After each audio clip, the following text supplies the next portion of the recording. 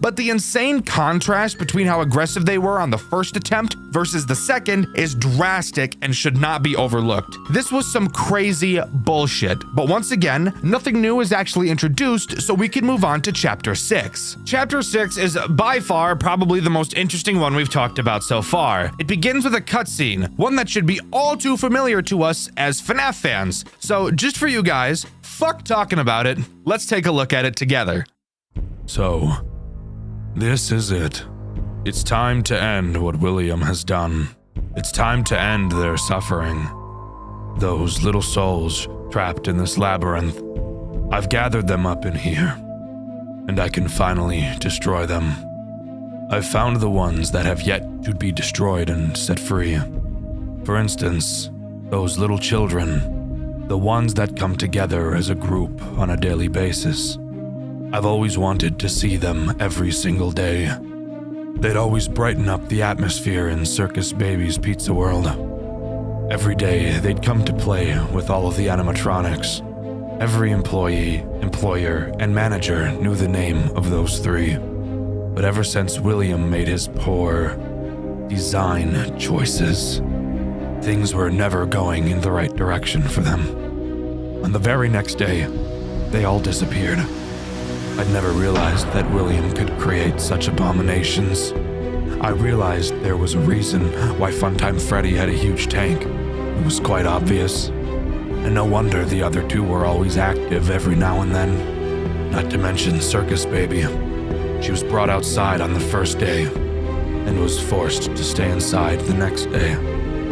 It's such a misery, to be honest. I wasn't the only one who saw Circus Baby capture Elizabeth.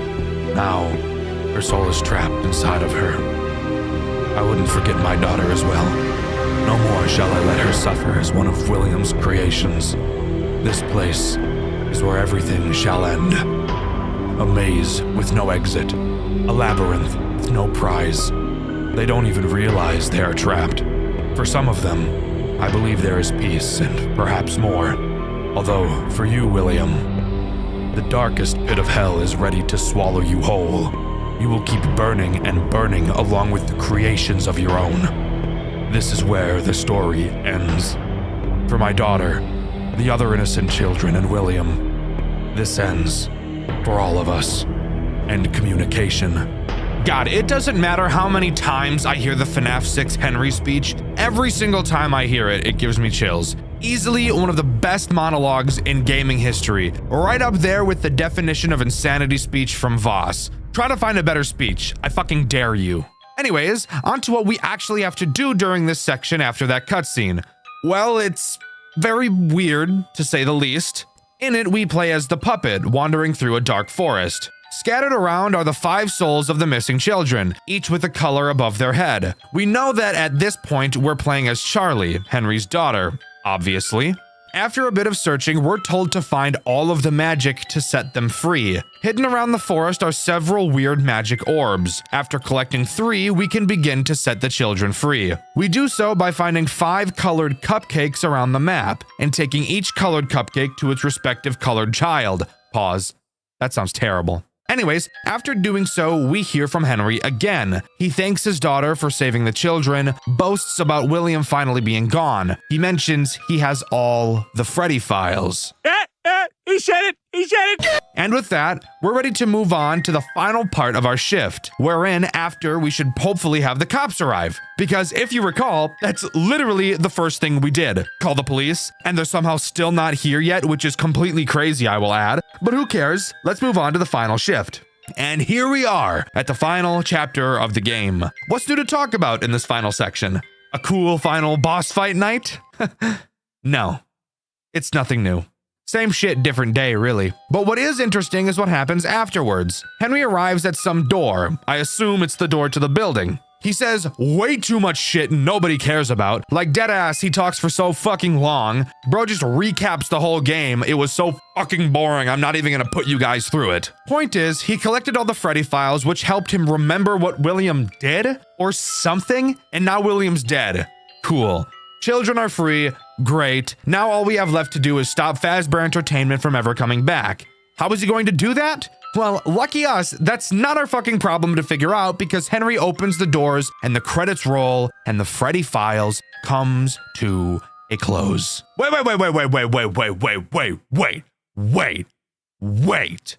Hold up. Freeze frame. What about the cops?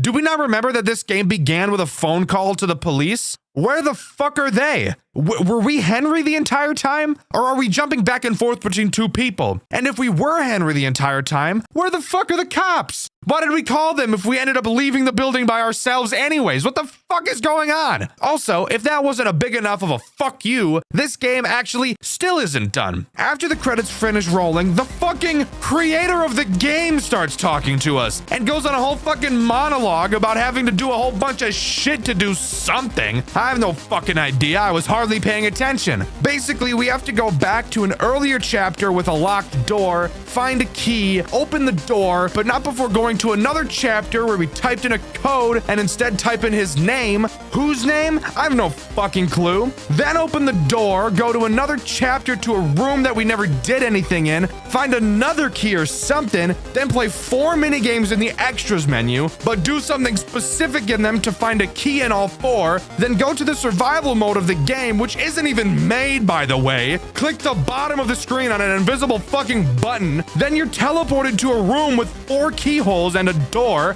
Put the 4 keys from the minigame in the holes, unlock the door, and then fucking something happens. Do I have any idea what happens? No, not at all. Well, luckily for us, I found a guy that actually did it. Shout out to Tanzi Natali for actually doing all this bullshit so that I didn't have to.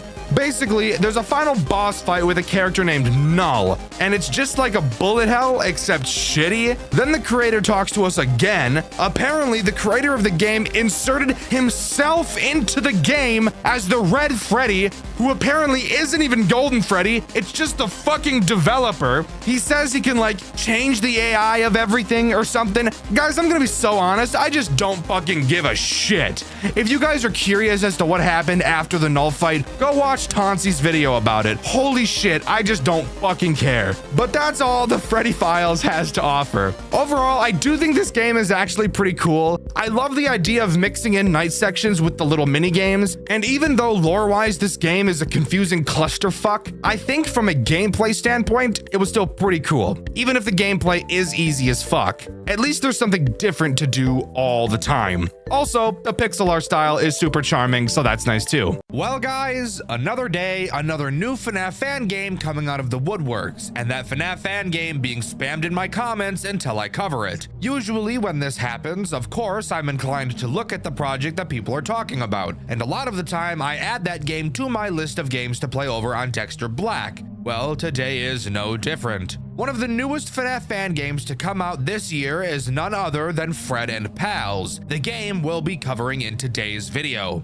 Plenty of people have asked to hear about this one, and for a pretty damn good reason. There's a lot to talk about. So strap in as I talk about the highs and the lows of Fred and Pals. Wasting no time at all in detaching my balls and gently tossing them into night 1, we already have a bit to talk about. Mainly the tools at our disposal, how they function, and why it makes me want to put my balls in a meat grinder. To start, we have several directions we can look in inside of our office. Obviously, we can look directly in front of us, to both sides of us, and of course, behind us. In front of us is our camera system. To our left and right, we have our doors, and right behind us is a power switch. But we'll talk about that later. What is important is this little handheld device we have, the SMU. While looking behind us or while standing next to either of the doors, we'll be able to pull up this device. While it's held, you'll be able to select any of the 4 characters in this game. And by holding down the trigger, we can shoot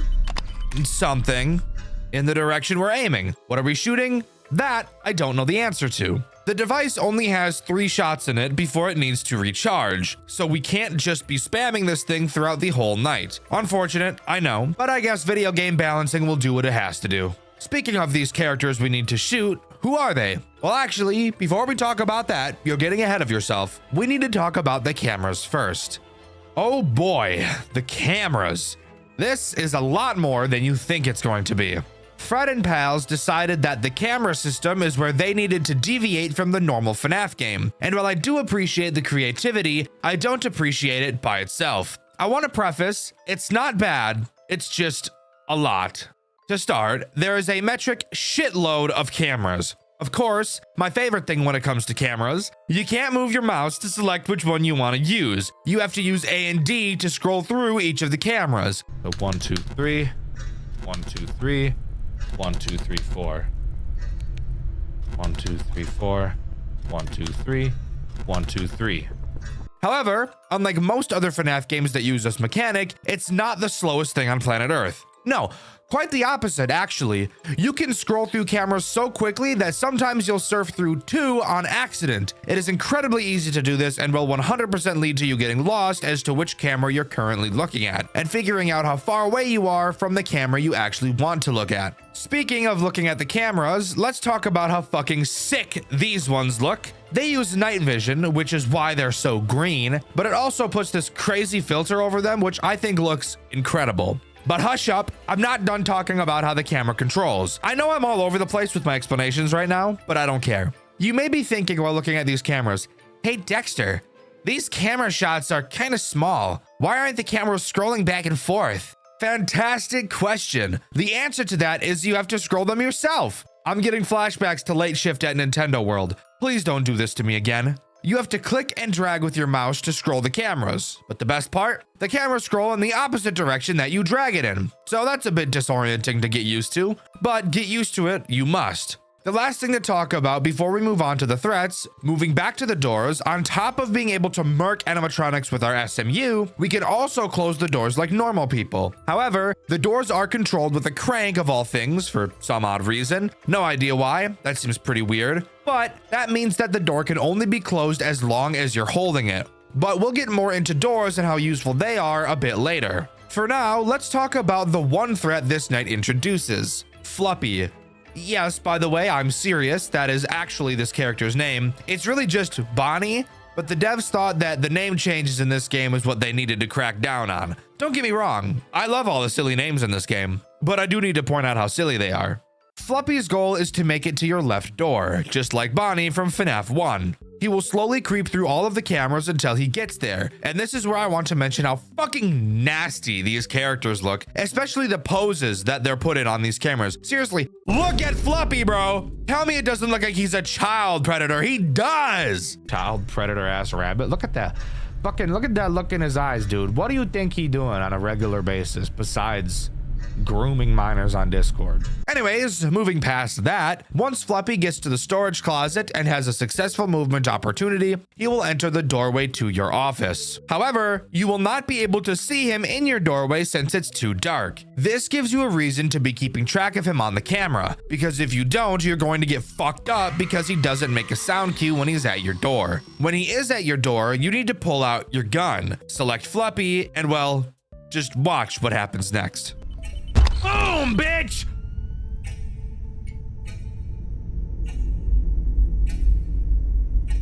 I didn't like that.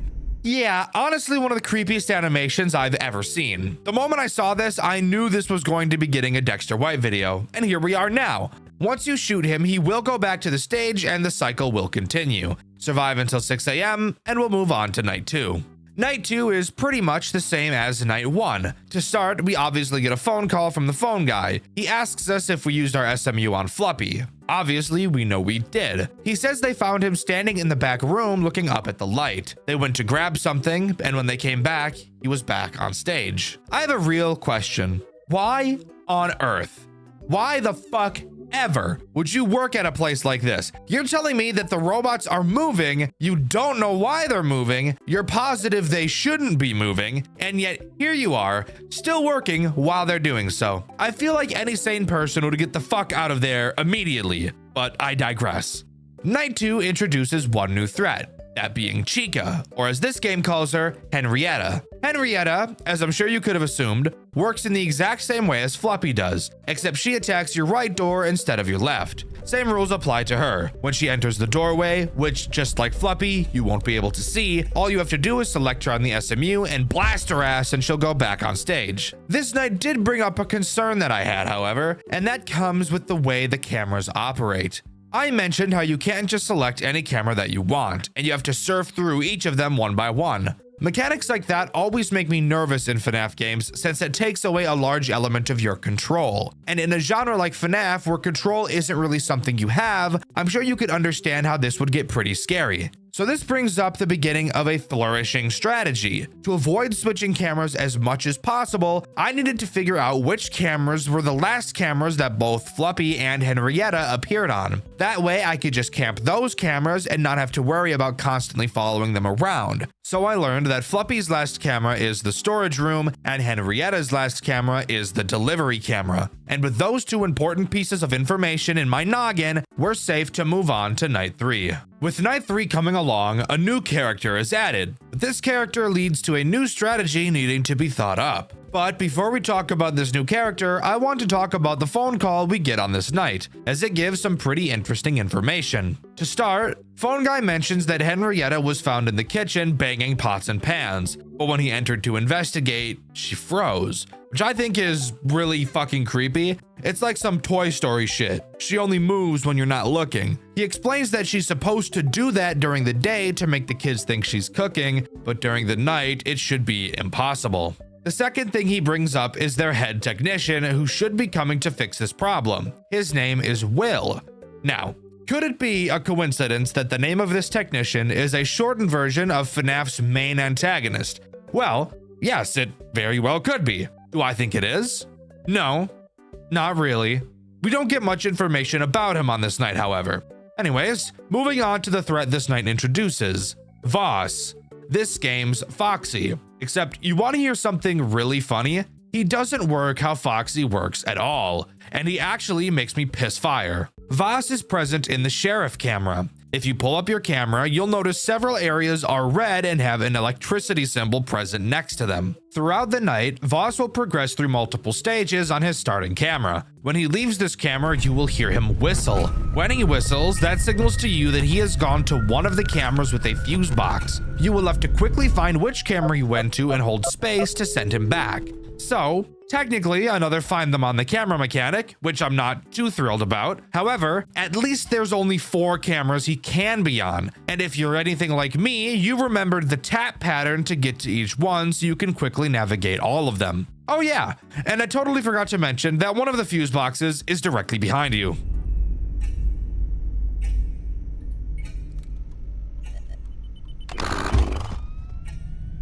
I totally forgot that my office has one of those too.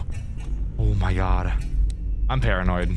Yeah, that caught me off guard pretty well and kind of scared the shit out of me, but hey, I think that's actually really cool that during a find them on the camera moment, the character can also choose to show up in your office. Do I like that it's a find them on the camera mechanic? No, but at least it's slightly different than the usual. But knowing that he makes a sound cue, the strategy from last night hasn't changed all that much, and we can move on to night 4. Night 4 brings a threat I'm honestly not sure how to beat, if I'm being completely honest. Quick recap of the phone call. Voss is misbehaving like Fluppy and Henrietta have been, and Fred did something odd. He stopped performing during the day and leaned forward, a bunch of oil spilling out of his chest. Phone Guy used the SMU to restart him, but instead of continuing to play, his head just snapped towards him. Personally, I would shit myself. Apparently using the SMU in front of customers is against the rules, and now Phone Guy has a meeting with the executives tomorrow, so we'll see how that goes. I personally think that's a little silly. What would they prefer he do? Just leave Fred leaning with oil leaking out of him in front of the children so they think he fucking died? What would have been a better choice in these guys' eyes? Anyways, tonight introduces Fred, and like I said, I'm not totally sure how he works. And that will make sense as I talk about him, I promise. Fred will slowly make his way to your office, and he can attack either of your doors. Every time he moves, he laughs, so that's nice. And when he's at your door, he also laughs. So following him on the cameras is not necessary at all, which I love since there's already a lot in this game. Now, when Fred gets to your door is when I get confused. You can see me live trying to figure out how to deal with him over on my second channel, Dxtr Black. At first, I just tried using the SMU on him, which seemed to work when I did, but then he killed me. The next thing I thought was maybe he's just a close the door on him character, so I tried that, but then this happened. Oh shit, I don't think I'm ever supposed to let him get here. Or maybe I'm supposed to flash him and then hold it shut? Oh boy, come on. Turn 6 a.m. right fucking now. Uh-oh.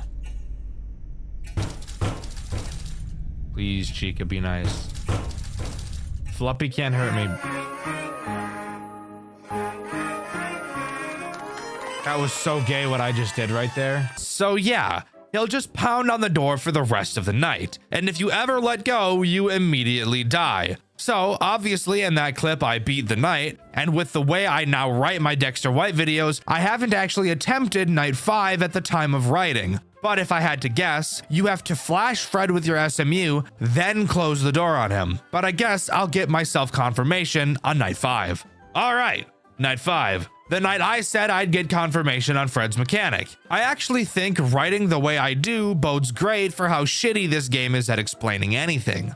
This night is the night I tried flashing Fred with the SMU and then closing the door. Spoiler alert, it did nothing. He still just pounded on the door the entire night. So that brings up the question, how the fuck am I supposed to deal with this guy?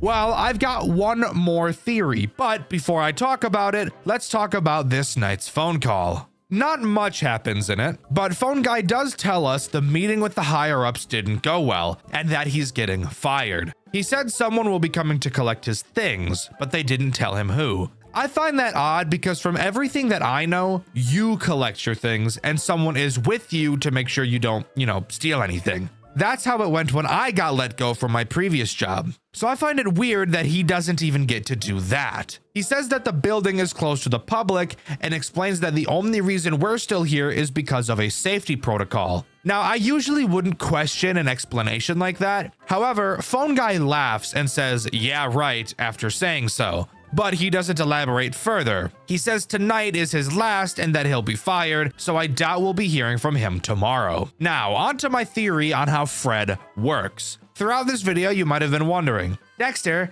if you didn't know how to deal with Fred, how the hell have you made it this far? And the answer to that question is, I just got really lucky. I got very lucky that Fred only attacked me once on each of the nights he was present. I got very lucky that he only chose to attack near the end of the night. I also got lucky that Fluppy, hands down the most aggressive character in the game, happens to attack the same door that Fred chose to attack, so that while I held it closed for the whole night, Fluppy was unable to get in, and I'm incredibly lucky that both Henrietta and Voss chose not to attack me after Fred had gotten to my door. This is hands down the weirdest situation I've ever had while playing a FNAF game. I've never not understood how a character worked and still have been able to get through the nights with said character active. But anyways, my new theory on how Fred works is a sad one that makes my penis invert like a groundhog. I'm thinking you have to not allow Fred to ever get to your door by using the go back feature on the cameras to constantly push him back. Is this terrible? Yes.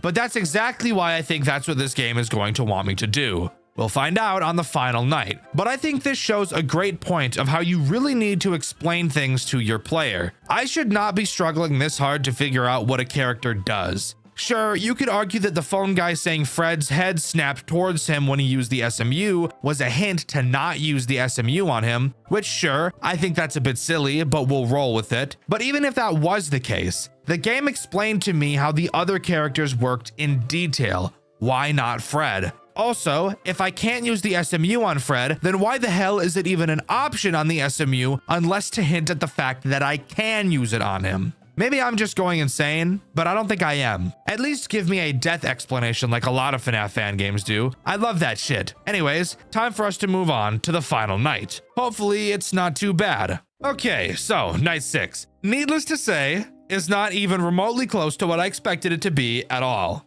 But that's not a bad thing. Kind of. Let me explain. This night begins with us getting another phone call. If you're anything like me, you may be wondering who could be calling us, considering the phone guy, whose name is Dan, by the way, I just never mentioned that, was fired. Well, a man by the name of William Afton is calling us. Remember that weird technician named Will I mentioned earlier? Yeah, it wasn't a coincidence like I suspected. William tells us he's been watching us throughout the 5 nights we've been here and tells us that our run ends tonight. This night serves as a semi-boss fight night, as once the night begins, you'll notice all of the animatronics disappear off of the cameras and are replaced by only William inside of the spring Bonnie suit. You might be wondering where the rest of the characters went, and here's your answer. Ew. Hold up.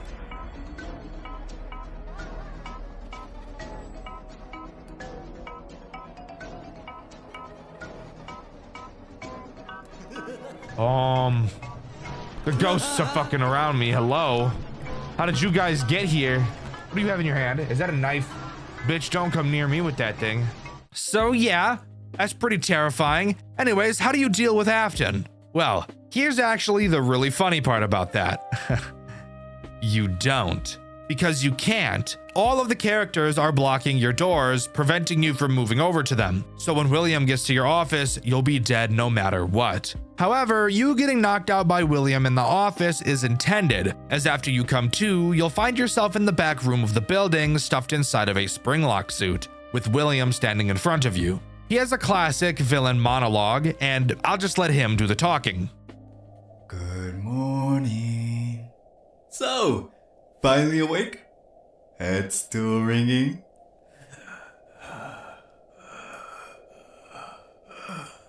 Do you feel that? The weight, the locks tightening? That's the sound of control. Every bolt, every spring, by design. They call me a monster, a murderer. But I built life. I give them purpose. The world out there forgets. But inside these walls, they remember. You'll join the show now. You'll keep them company. That's what you wanted, isn't it? To be part of something bigger. The difference between us, I learned how to survive it. And I will always come back. Thinking that we're going to be left for dead, we notice a phone on the desk in front of us. This night has us make our way over to this phone to call for help. However, we're obviously in a springlock suit, so that really isn't going to be a walk in the park exactly. We have 3 things that we can do during this section. We could walk forward slowly and lift either of our arms up. On the bottom of the screen, you'll see 3 rectangles on both sides. These are how many spring locks are in each of our arms. If all 3 go off in either, we lose. Also, if we walk for too long, our danger meter will turn red and the head of the suit will snap shut. Whenever you're holding up your arm, that arm's spring locks can't be activated. However, you can't lift up both arms at the same time. So you really have to balance which one you hold up while walking. Generally, this is the strategy. Hold up one arm and walk forward 3 steps. Switch arms and take another 3 steps. Repeat this process until the danger meter on the bottom of the screen turns yellow. Once it does, switch from taking 2 steps to only taking 2, since when the danger level is yellow, you can't really take any more than that. After completing all of that, we make it to the phone and call authorities. 911, what's your emergency? Fred and pals. Old site. Parts and service. The suit, I'm trapped. It's crushing me. Sir, stay calm. What is your name? Doesn't matter. Listen. There are bodies here. Kids. Inside the suits. Say again? He did it. The technician Will. William Afton. Is he present? Yes. Somewhere nearby. Locked me in.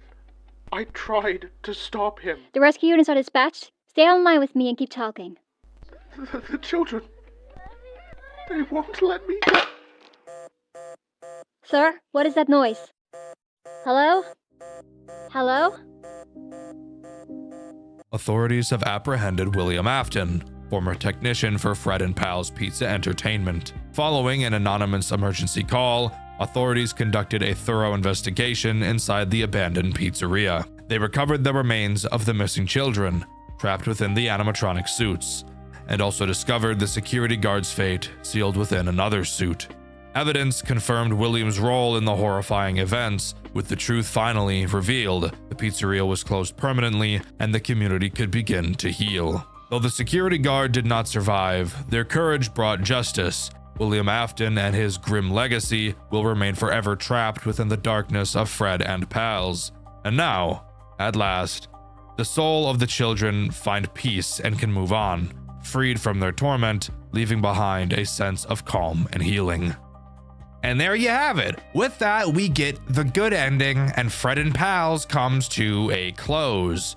Overall, I think Fred and Pals was very fun, albeit a short fan game, which there's obviously nothing wrong with. This game has such a recognizable art style, and I especially love the way the cameras look. This game was wonderful at building atmosphere, the gameplay loop is interesting enough with the length of the game, and the ending does something completely different, which is always super awesome to see. Also, if you were curious, since the final night isn't a typical night, I never actually got the chance to go against Fred again to see how he worked. And at the time of writing this, I still don't know exactly how to deal with him. But I honestly think it's a lot funnier if I don't tell you, since I never learned how it worked and I was still able to beat the game. My guess is that you have to push him back in the cameras, but unless someone in the comments explains it, I'll never know, and I think that's funny.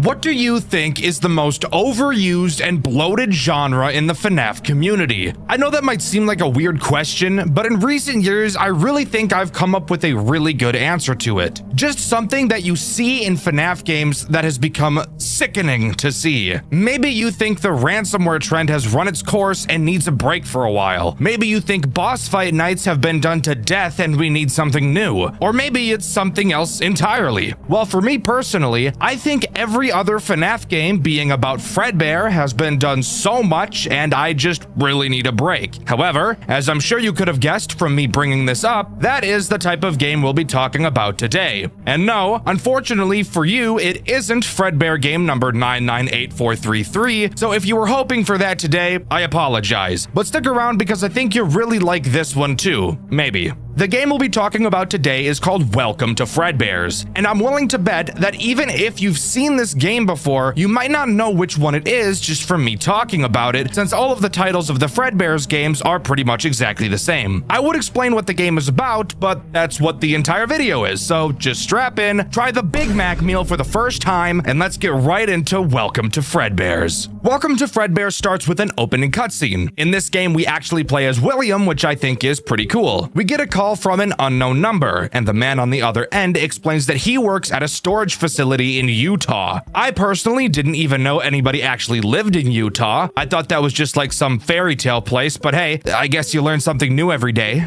Hello? Hello? Am I speaking to William Afton? Yes, and you are? I'm calling you on behalf of the storage rental of Utah. Unfortunately, we have gone out of business, and we're accordingly emptying out all of our storage units, except for yours due to the excessive amount of items in your units.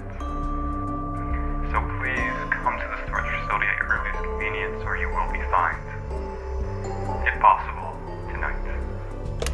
With that, William wastes no time and pulls right up to the storage facility like I pull up to Shotty's house after she had 3 bean burritos from Taco Bell. Jesus Christ. Dude, we're just getting started. What is wrong with me? After entering the building, we go to find our storage unit, only to see a sticky note on the door explaining that the key to our unit is on the desk in the main room, just making me waste my fucking time walking all the way back to the front desk to pick it up, only for us to then have to walk all the way back. Personally, I'm loving the direction this game is going already, aren't you? By the way, during this opening section, we have a to-do list to guide us along the way of what we're supposed to do. And I personally like to imagine that William is writing these notes to himself so that he knows what he has to do. And I think it's really funny that he's writing basic shit like find a unit, open the unit, like he's retarded and won't be able to remember basic things. Anyways, moving on. With that, we open our storage unit and step inside, only to realize that this just might be the largest storage unit to ever grace the face of the planet, because holy shit, this thing is gigantic. I happen to own a few storage units myself, and not a single one is even close to being this big, but that's really besides the point. Obviously, the real reason we're here is to move all of our belongings out of the unit, which I find odd because we only came here in our tiny little dinky car, knowing full well we have a storage unit full of shit to clear out. I guess we just really want to be moving for the next month straight. And now, would you believe me if I told you that even knowing we have to start moving things out, we don't start moving things out? I know. Hard to believe that we would come to this building and not do the one fucking thing we were tasked with doing. So you might be wondering, if we're not doing what we're supposed to be doing, then what are we doing? Oh shit! Oh shit! Motherfucker old as shit! Look at the motherfucking glasses on that bitch! Dang, a fat motherfucker right here got a big old pot belly on that big boy. Fuck. Well, the answer to that question is simple. All we have to do is walk around the unit and look at sticky notes. As you can see, we have several animatronics around the area, and each is labeled with a sticky note. It seems like these variations of the characters are very early versions of the final designs, which would make sense since most of the Fredbear's games do take place a long time ago. Every time we pick up a sticky note, a page is added to our notebook where we're tricked into thinking that we're going to be learning something interesting about the characters, when in reality, that's not true, and we actually just learn how we're going to have to deal with each of these characters once we finally get into the night sections. Speaking of, when does that actually happen? Fantastic question, viewer of questionable age. I'm rewriting that line. That sounds awful. Fantastic question, viewer who probably isn't actually viewing the video, but is instead listening to it in the background. Let me tell you exactly what happens next. After we look at the last sticky note, we hear an alarm go off. Stepping out of our unit for a moment, we see that the door to the hallway we're in has been closed. Looking around, we see nothing weird, and then somehow fucking Circus Baby appears right next to us. Oh my fucking cry ass, bitch! The fuck was that, ho? Who the hell was that? What the fuck baby bitch doing in here? Tall glass of water looking ass. No, seriously, where the fuck did she come from? We look in both directions and see nothing, and then somehow she's right next to us. Tell me how that makes any sense at all. Anyways, we have to do a short QuickTime event to get away from baby and then run to the security office. Now pause. Why the fuck do we have a security office inside of our storage unit? It's not like the security office is to the entire building. No, it's actually specifically inside of our unit. Tell me how that makes any sense at all. Oh yeah, it doesn't. After making our way into the office, we see Baby walk up to the window where we learn the first mechanic of this game. Throughout the night, Baby will approach our window. When she does, all we have to do is shut the power to the office off so that she can't see us, and eventually she'll leave. She will do this several times. It's also just scripted here at this moment. Throughout the game, we'll be able to pull out our notebook and read about the animatronics we took notes on, which will soon be attacking us. Something I chose not to do during my playthrough, which you can see over on my second channel, Dxtr Black. I instead chose to trial and error things for minutes on end because I forgot that I could look at this notebook. It's also in this notebook where we can see William live writing his thoughts instead of defending himself. This game is split into hours rather than nights, and on the first hour, he writes this. Building power. It seems like the power in the building is out, except for this security office. The computer seems to be working. I can probably use it to get the power in the building up and running again. Until then, I'll just have to survive. And with that, we're thrown into the first hour of the game, and this video can finally start sounding like all of my other videos. To start, let's go over the office and the tools at our disposal. During the free roam section, we picked up a flashlight, and we still have that now. We can flash this light, which is exactly how a flashlight works, so I don't know why I told you that. To our left, we have the door to this tiny room. It can be toggled and thankfully has no power system. You will see how I abuse this game's kindness with this mechanic a bit later. And finally, to our right, we have the second threat this game introduces, which I guess I'll talk about right now since he's literally right in our office. This is Fredbear. You might be thinking, wait a minute, isn't Fredbear one of the characters that we saw out in the storage area? And you would be right in saying that. However, this is also Fredbear. It's just another one because why make a new character when we could just fucking not, right? Yay, creativity!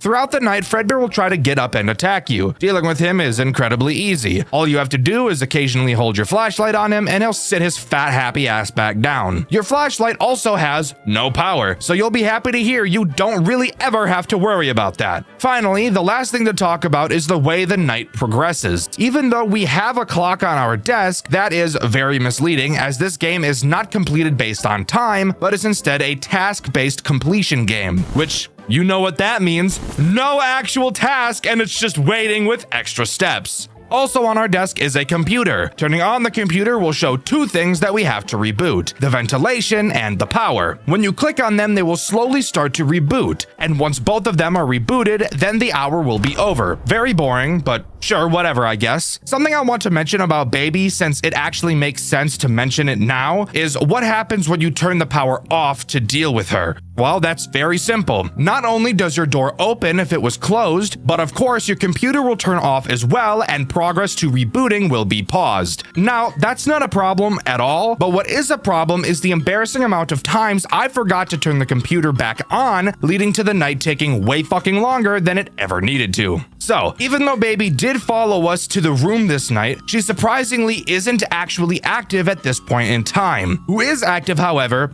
is Fredbear. No, not the Fredbear in our office. Well, yes, he is active too. I'm talking about the other Fredbear, the one that we saw a bit earlier. In hour 1, we're attacked by 2 Fredbears at the same time. Talk about the worst double penetration of your life. This is a train you never want to ride on. Fredbear 2, as I will be calling him from now on, will be present outside of your door. Slowly throughout the hour, he will creep closer and closer to your office like Jared Fogle used to creep closer to playgrounds in broad daylight. All you have to do is literally the exact same thing as the Fredbear in our office. Occasionally flash your light through the doorway to scare him away. So as long as you're doing that semi-frequently, you'll be fine. And you'll be doing it a lot because this is what the gameplay looks like all the time. All I know is DDF, AAF, DDF, AAF. That's all I know. But yeah, that's all this first hour has to offer, except you'll be excited to hear that this game actually has some post-night minigames that are just as mind-numbing as the actual nights. Aren't you just so fucking excited? I know I am! After the reboot is up, obviously the power goes out since it's all rebooting. During this time, we need to turn around and replace 3 fuses in the generator so that the reboot can be completed. Doing this is very easy, but very time-consuming. You will have to very slowly unscrew 6 different screws to get the fuses out. Each screw will take about 30 fucking seconds to undo, so be prepared to be here for the next 8 years. I'm not very good at math. After all of the screws are out, you have to remove the 3 fuses, grab 3 more from a box on your right, and replace them, then re-screw the goddamn screws. Are you fucking kidding me? Holy shit. Of course, it's not just that easy. Everybody knew it wasn't going to be that easy. During this minigame, you're armed with a lighter. What happened to your flashlight? I literally have no idea. It's not tied to power, so I don't see why we couldn't use it, aside from the fact that the dev thought using a lighter during this section would just be more creepy. Who really knows? Both Fredbear and Bonnie will be coming for your cheeks during this section. However, you'll notice that it's really only ever Fredbear that's a problem, and you'll understand why once I explain how they work. You will have to listen very closely since they both are pretty quiet. Fredbear will attack from your left and Bonnie will attack from your right. When you hear Fredbear moving, all you have to do is turn left and hold your lighter in his face until he sits back down. Something about this lighter though is that it doesn't always light up properly on the first go. So you'll have to flick it quite a few times, which I will admit is pretty nerve-wracking and is pretty fucking cool. I'll explain Bonnie a bit later since the chances of him attacking you during this section are pretty much 0. So for now, let's finish up the fuses and reboot the power and start on the next hour. Something I do actually like about this game is how it really feels like it's one constant night throughout. After you finish the fuse, you turn back around and the next hour continues right there. It's just a simple detail, but a lot of the time it's the simple details I like the most. This hour does introduce someone new, who is really just a copycat of a character we've talked about already. You know, recently, as I've been looking for games, I've been going back on older games I've played on Dxtr Black and wondering why I've never made videos about them. Now that I've finally been starting to do that, it's pretty obvious to me why I haven't. A lot of the FNAF games I've played really just don't have a lot to talk about, and I don't want my videos to be under 20 minutes. That's why a lot of the time in these newer Dxtr White videos, you'll hear me go on retarded tangents more often. I don't want you guys to have a 10-minute video to watch. Anyways, moving on. The new character introduced on this night is Bonnie. Hey, awesome. We were just talking about you. Now, technically, this character is Spring Bonnie. However, the sticky note calls him Bonnie, so I'm going to be calling him Bonnie too, since that takes a lot less time to type. And I have a pounding migraine right now. I want to get this script writing section of the video's pipeline done as fast as I possibly can. Bonnie is pretty much just baby. And by pretty much, I mean he literally is. Bonnie will occasionally walk up to the window in front of you. When he does, all you have to do is turn the power off until you hear him knock on the glass. And then a few seconds later, you'll be able to turn the power back on again. And for the love of fuck, do not forget to turn your computer back on like I did. Holy shit. I wonder how many more times I'm gonna forget to turn that thing on and just absolutely just fucking ream myself. Anyways, now we can move on to talking about the post-hour minigame. Hooray! You may be wondering what there even is to talk about here, since it's going to be the same thing every single time. And that's a very good question. But worry not, I have an answer for you. On this hour is when Bonnie will finally be here in this reboot section. However, he's also joined by the other Fredbear. Fredbear 2 works the exact same as Fredbear 1, except he attacks the opposite side. Same shit, different day with him. Just turn your lighter on and he'll go away. Bonnie, however, is a bit different and is literally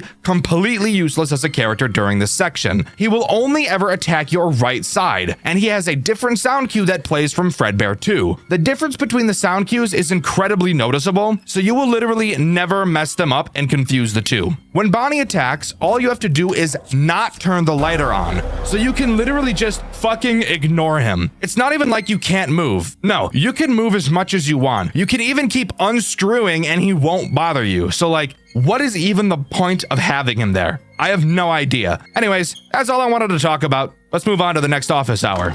Hour 3 is quite literally the exact same as Hour 2. No new threats are introduced, everyone is just a little bit more aggressive. That is, except for Bonnie, who is a fuck ton more aggressive. So much so that you may have him attack pretty much the moment you turn the power back on. He means business, and he's not messing around. And of course, when you're like me and forget to turn the computer back on, with how much he attacks, this hour will slow to a fucking crawl. It's completely brutal and one of the most painful experiences I've ever been through. And I've been mauled by a dog and hit by a car, so that's saying a lot. I really just feel like there could have been so much more done with this game. Truly, they had a pretty interesting free roam section at the beginning of this game, and they just don't use it anymore. This gameplay loop of turning back and forth is the rest of the game. I think it could be really interesting if, let's say, for example, after completing an hour, the batteries to our flashlight died, and we had to exit the security office and walk around the darkness looking for new batteries while the animatronics patrolled around and we only had our lighter. I know I personally hate stuff like that, but really anything would be an improvement from how boring this game really feels. And like, not even introducing a new character each hour makes it even worse. It's so boring. Like, I just saw Fredbear, Fredbear 2,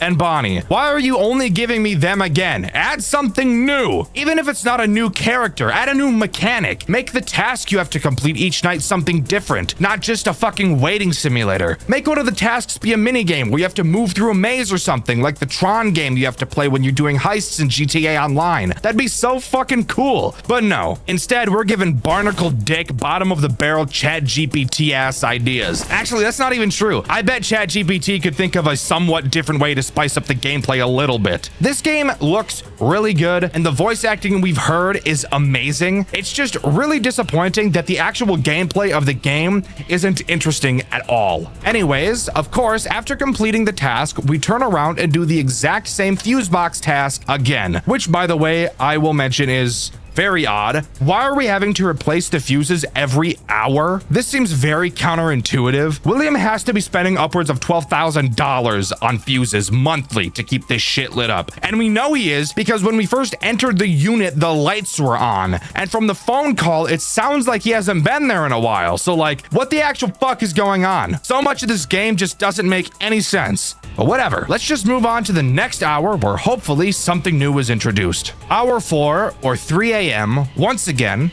and I'm not kidding, literally introduces nothing new again. Once more, it's just Fredbear, Fredbear 2, and Bonnie, except they're more aggressive than before. But spoiler alert, there's so little to do during this game that even if their AI is increasing, you really won't be able to tell since it's not any harder. Flash, turn, turn, flash, turn, turn, flash, repeat. If you ever hear Bonnie, shut the power off. When that is the gameplay loop, it really doesn't fucking matter how fast you make the characters, since the only difference you'll actually notice is that each night turns into a fucking slog because you have to turn the power off for way longer, meaning that your tasks aren't being finished, which doesn't make the game more challenging, it just makes the game way more uninteresting. If you haven't noticed, we're halfway through this game and we haven't had to close the door a single time. During my playthrough, I was choosing to, but there's literally no character throughout the game so far that would make you close this stupid door. I'm honestly confused why we can't have it closed the whole time. Sure, Fredbear 2 will kill us, but I wonder how that's even possible. If we have a robot that's able to open the only door defending us, I think we have a much bigger issue on our hands in all honesty. Since I literally have nothing to talk about right now, I guess I could bring up what happens if you don't turn the lights off for Bonnie, since I'm just now noticing I didn't do that. If you don't turn the power off,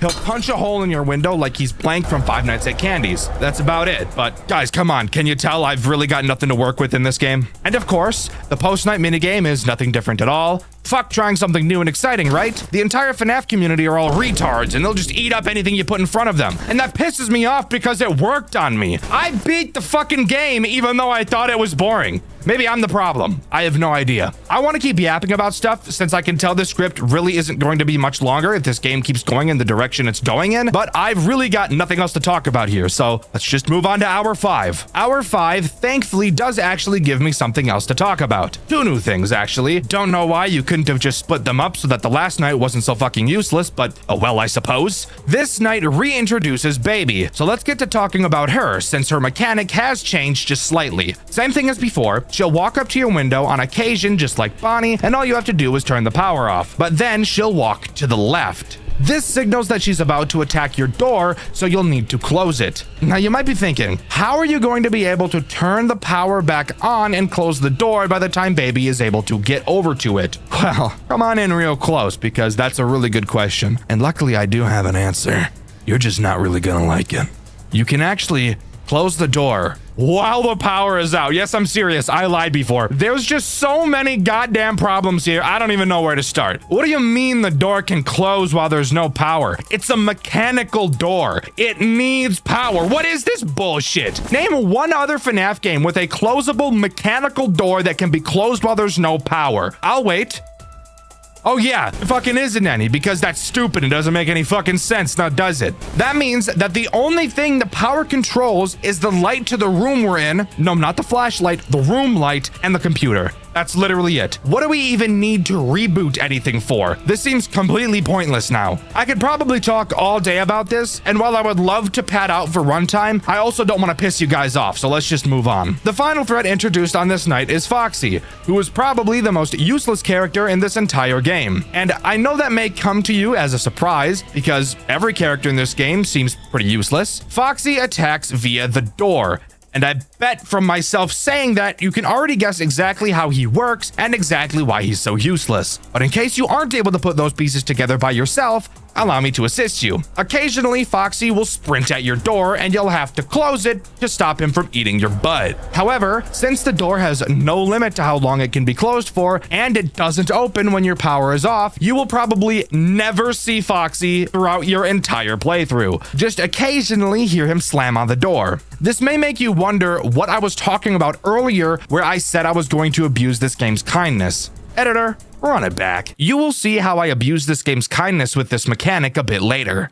This is that point. Since you still need to have the door open to be able to check on Fredbear 2, you can't literally have it closed the entire night. And I get the funny feeling that with this in mind, the dev thought the possible problem of closing it the entire night would be solved. But guess what, fucker? You couldn't be more wrong. All you have to do is open the door, quickly flash in less than a second to reset Fredbear. Since, contrary to what I've seen other people do in their playthroughs, you don't actually have to hold the flashlight on him until he leaves. You just have to hit him with it for longer than 1 frame. Then all you have to do is immediately close the door again. And if you get good enough at doing this, even if Foxy just so happens to be running at your door in the exact moment you open it, it won't be open for nearly long enough for him to enter the office. So he is quite literally a useless character. Awesome. So even though 2 threats were introduced on this night, it's basically like no threats were introduced at all. I love my life. Speaking of useless, we have the next post-night minigame to talk about. And this time around, it actually does do something a little bit different than the previous ones. Just kidding, I fucking lied like normal. It's just as boring and repetitive as the other post-night minigames we've mentioned, so let's stop wasting our time and just move on to Hour 6. Hour 6, surprisingly,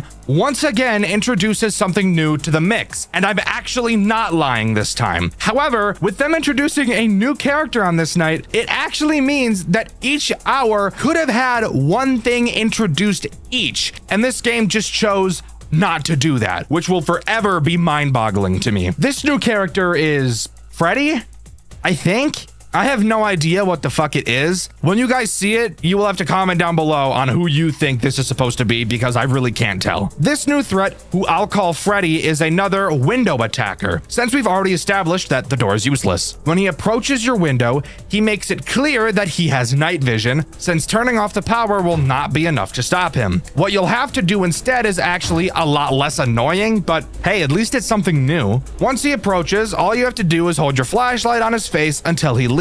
This could have been a good opportunity to turn him into a sort of Candy's 3 fight where he moves his head around and you'll have to follow it, but unfortunately that did not happen and he's just stationary. But again, at least it's something new that actually makes me have to do something else. And from what I could tell during my playthrough, which you can see over on my second channel, Dxtr Black, he doesn't make any sound cues when he reaches your window, giving you an actual reason to flash the window consistently, because up until this point, you didn't have to, and for some reason, you can't even really see him in the window. While I am happy that this game has started to pick up on things to talk about, I do wish they were a bit more interesting so I could talk about them a little bit longer without repeating myself. But sometimes I just can't be that lucky. So once we repair this shit one last time, there's only one more thing to do. And no, it's not another repair post-night minigame, thankfully. Instead, it's just listening to a cutscene that, in all honesty, is pretty cool. So I'll just let you guys sit back and take a look.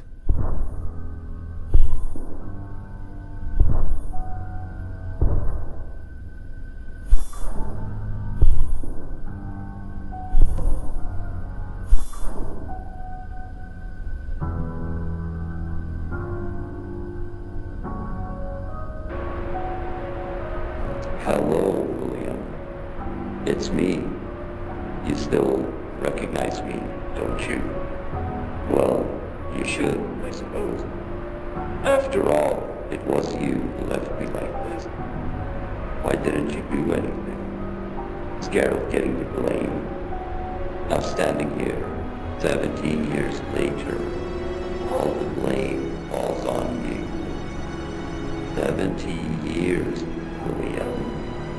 You left me here for 17 years, soaking in my own blood, rotting in our creation, praying you would return. Now you're here. You've endured what I couldn't, and now you have to live with it. Our legacy. And there we go. An unknown person walks up to us in a Springlock suit. I can only assume this person is supposed to be Henry, since he refers to the suit he's in as our creation and we play as William. But I actually think this is a really interesting twist on the original story. Instead of William dying in the Springlock suit, Henry did, and William just hid his corpse away in a storage unit for 17 years, which is an insanely long time to be conscious and unable to do anything. So I can totally see Henry's frustration here. However, of course, you guys know me, I always find a way to complain about something, and I found something that doesn't make sense during this cutscene to point out. Do you want to tell me how the hell that text was appearing on the screen? How was Henry able to set that up? Did he program that into the monitor and then rehearse the actions he does at the window for 17 years just waiting for William to arrive? That's really the only thing I could think of that would make this make any sense at all. But let me know what you guys think in the comments below. But with that, that's all Welcome to Fredbear's has to offer. What it really has to do with Fredbear, aside from the fact that there are 2 Fredbears in it, I really don't know. I feel like this game could have done a lot better with a better name, but what do do I know? Overall, I think Welcome to Fredbear's looks wonderful and has some nasty and awesome character designs. However, the gameplay loop is just so unfulfilling, boring, and headache-inducing from all of the whiplash that I really just couldn't enjoy it fully. And while I do think that the final cutscene is pretty cool, and I like the way this game changed the original story, I don't quite think that's enough to warrant me recommending this game to people who are looking for an interesting FNAF experience. It's pretty normal for me to get suggestions for games to play, and especially so when a new FNAF fan game gets released. However, I'm going to be completely honest with you. Never throughout my entire YouTube career has a game been requested as frequently as the one we'll be covering today, and for a good reason. The game we'll be covering today is Forgotten at Fredbear's, the latest and greatest FNAF fan game in this ever-growing genre. Strap in, everybody. This game has a lot of fun stuff to talk about, and you will soon see why it's so hyped up. However, I feel it does have one big downside, but we'll get into that a little bit later. Before we can start talking about what this game has to offer in terms of an actual gameplay loop, we first have to talk about what happens before the game even begins, that being the opening cutscene. I've done security work before, Mr. Afton. But this, the hours, the pay, it doesn't add up. Why me?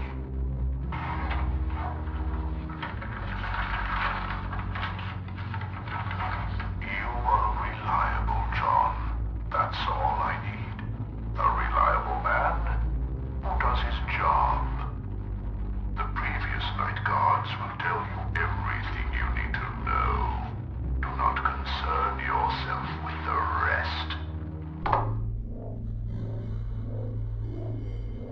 You always knew how to cover your tracks, didn't you, William?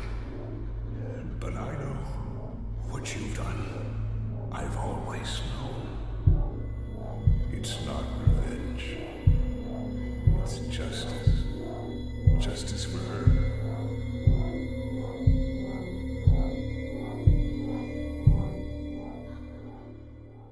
I won't let her be forgotten.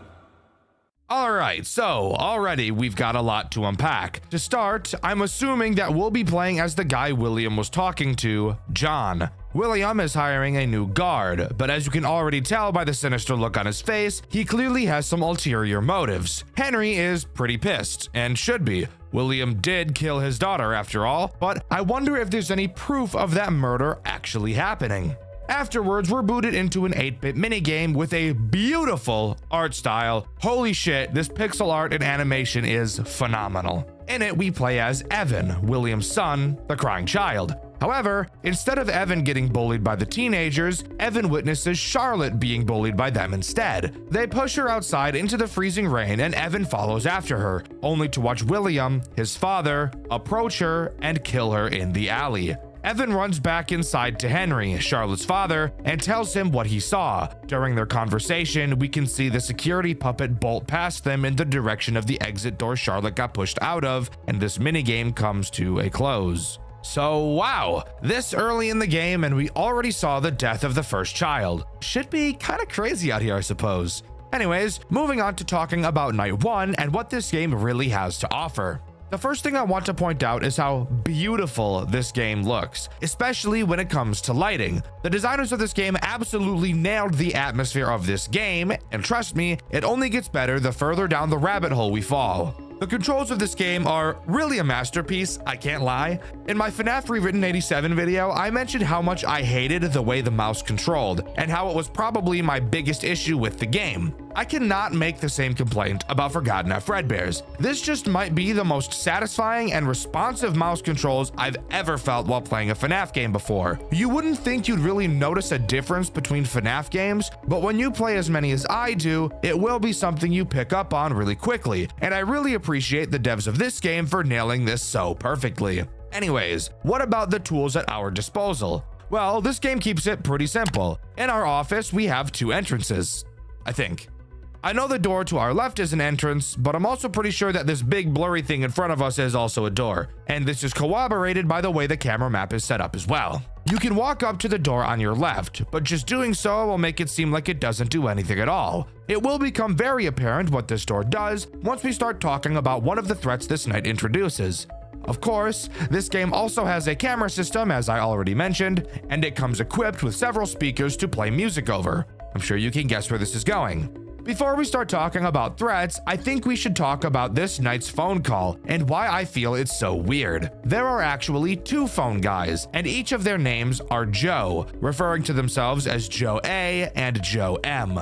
They mention what we'll be doing throughout the night, but who cares about that? They also mentioned the disappearance of Charlotte and how it affected Henry. Apparently, now he's just hiding out in the basement. The Joes said they snuck into the basement to see him, but were caught and thrown onto the day shift, which is why we're on the night shift now. Very, very interesting and intriguing stuff. And if we don't figure out what's down there, I think I might tear my foreskin off. I think I should also make it clear that Henry is under the impression that William is on the night shift, so it appears William hiring us is a type of cover-up for something. Maybe that's why he looked so sinister. So, time to talk about the 2 threats this night introduces. To begin, we'll talk about Spring Bonnie. Another quick thing I want to mention is the character designs these animatronics have.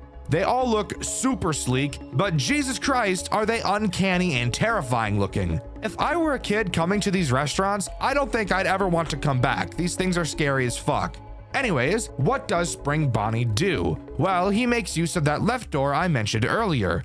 He will make his way around the cameras and to said door. He will then literally push it open, and I think you'll enjoy watching what you have to do for yourself next. Oh my God.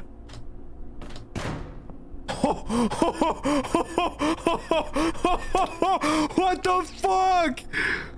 Yo, that's fucked up. That's so fucked up that you just did that to me. Tell me that's not the coolest fucking thing you've ever seen. They're straight up tossing in some after hours at Cody's level timing shit, and I'm all for it. It really adds to the stress and tension that the actual employee would be feeling during this moment. I think it adds so much to the atmosphere and really makes it feel like you're part of the experience. The next threat this night introduces is the security puppet, easily one of the most uncomfortable looking characters to come out of this game. The way she works is very simple, but that doesn't make her mechanic stop me from blowing my foreskin up like a balloon and making some balloon animals out of it. The puppet will come out of the prize corner and attempt to get to your office. However, instead of having a bullshit music box, she instead is just attracted to the sound of music. Most of the cameras on the map have a music button I mentioned earlier. If you hold down one of these buttons, music will begin to play. However, only so much music can be played on each camera. You'll be able to see the music draining on the button, so you'll have to use it sparingly. If you play the music on a camera adjacent to the camera the puppet is on, the puppet will be dragged into that camera. Continue doing this to pull the puppet away from your office, and make sure you're keeping track of how much boof juice is in your music boxes, and you'll be a-okay. Something you'll notice is that this night ends at 3 a.m. I thought that was really weird, but guess what? We're not even close to being done talking about the first night, as we're thrown into a repair minigame after completing the main part of that night.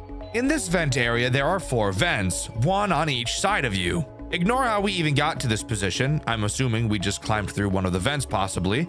The goal of this minigame is to repair each of the 4 vents by doing a different minigame for each. But before we talk about these minigames, let's talk about the 2 threats we'll have to deal with at the same time. The first and most annoying threat is Balloon Boy, because of fucking course it is. He can come through 3 of the 4 vents. You'll notice one of the vents has a door you can close on it. This vent will be reserved for the other character this night introduces, so Balloon Boy can travel through the other 3. Balloon Bitch will be laughing constantly to inform you as to which vent he is going to try and come through. Once he gets close, simply flash your light at him and he'll dive back into the hellhole he came from. The other threat in this minigame is Mangle. Mangle works in much the same way as Balloon Boy, except she can only attack the vent that has the door. She makes sound cues as well, and when the sound cue she makes is very loud, that's how you know she's about to attack. Quickly turn to her vent and hold the vent closed. Once she stops banging on it, you're free to let go and continue fixing the vents. Speaking of fixing vents, how exactly do you do that? Very simple.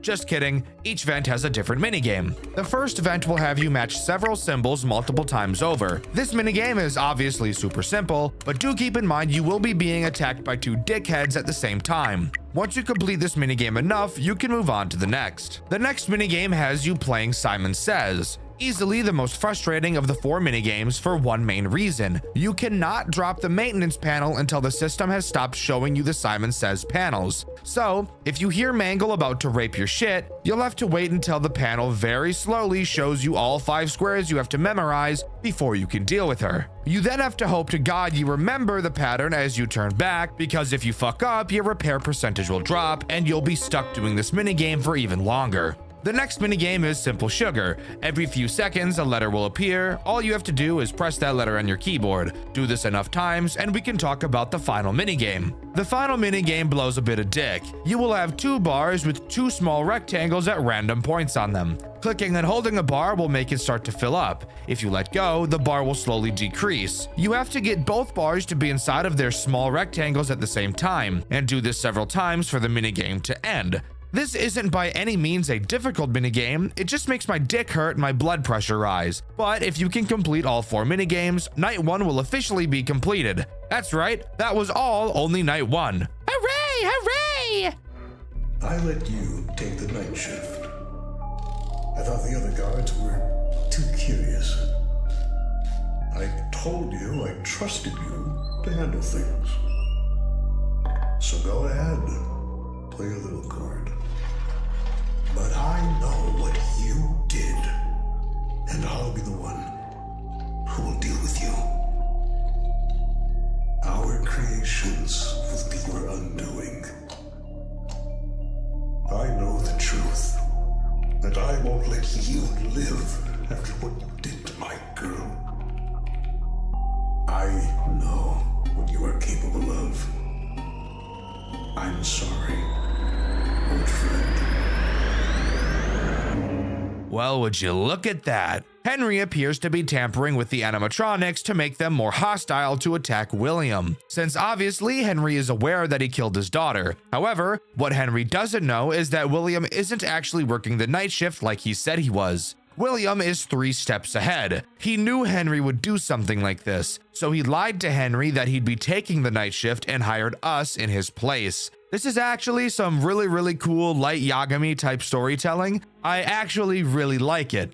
Now, moving on to Night 2, we have the night segment to talk about, and the new threat that this night introduces. The little whiny, annoying bitch himself, Balloon Boy. Balloon Boy's mechanics are honestly pretty simple. You just need to have some decent reaction time. Balloon Boy will move around the cameras at complete random, so tracking him just doesn't even matter at all. At random times, he will enter one of your 2 vents. A very loud, obvious sound cue will play when he does so. A few seconds after you hear the sound cue, he will drop down from any of the 2 vents on your office ceiling. All you have to do is click whichever vent he's in, but you do have to be very fast since you will not have a lot of time to click on him. Once you click him, he'll crawl back into the vent like the disgusting little fucking nematode he is, and then his cycle will repeat. In all honesty, I like Balloon Boy's mechanic. Reaction-based mechanics are always something I'll favor since it's just something I feel I'm better at. However, I do have a complaint with the response of this mechanic. Let's use Spring Bonnie as an example. When you properly hit a timing during Spring Bonnie's attack, there is a visual indicator that you did so. Obviously, that being Spring Bonnie recoiling from you slamming on the door. This gives the user positive reinforcement that they are doing what they're supposed to be doing properly. Visual indicators are always very important things to have in your games for responses to the player's actions to let them know that the actions they are performing are intended. Balloon Boy has 0 visual indication that you are dealing with him. Not only does this make dealing with him feel super unsatisfying every time you do it, but it can also be very confusing when you're first learning the mechanic. Let me give you the most basic example of a visual response indicator for those of you that don't want to do anything fancy. When you hover over the door to your office, your mouse changes to this sprite to indicate that yes, this is something that can be interacted with. Even this is enough of an indicator to let the player know what they should and shouldn't be trying to interact with. When Balloon Boy drops down from your vent, when you hover over the vent, not even this mouse change is present. Even though you are supposed to click on the vent, they give no visual indicator that you're supposed to do so. And when you do click on the vent, nothing seems to happen, as Balloon Boy will finish out his animation before closing the vent behind him and leaving. So when you click it, it literally feels like nothing happened at all. Is this a nitpick?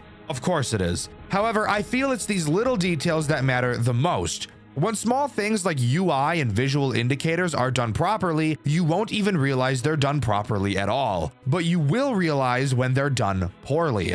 Anyways, enough talking about that. Now it's time to talk about this night's post-night section, wherein instead of repairing the vents, this time around we're repairing Fredbear. This section is miles easier than the last. All we have to do is take Fredbear's head off, which you have to do very slowly or he will give you a rim job, which I'm personally just not a fan of. Afterwards, you'll have to remove his eyes. However, you can only remove them while they're moving, or else he'll see you and Playing your butt like a sandbox. After that, get replacement eyes and put them and his head back on. Next, open his chest and do an Among Us wire and electrical task on his back. They even put symbols for all my other brothers who are colorblind, which I really appreciate. Put his chest back on and there's only one thing left to do. Run some diagnostics like we're Dr. House. Spoiler alert, it's not lupus. These are kind of like the salvage mini games from Pizzeria Simulator. You'll have to play some sounds that correlate to each of Fredbear's body parts. If at any point he starts twitching like a drug addict, stop holding the button, or he'll hold your butt and squeeze way too hard for your liking. After you finish that, night 2 is complete, and we move on to night 3, but not before seeing something a little interesting on our screen. Oh shit, we got a crying bitch, dude.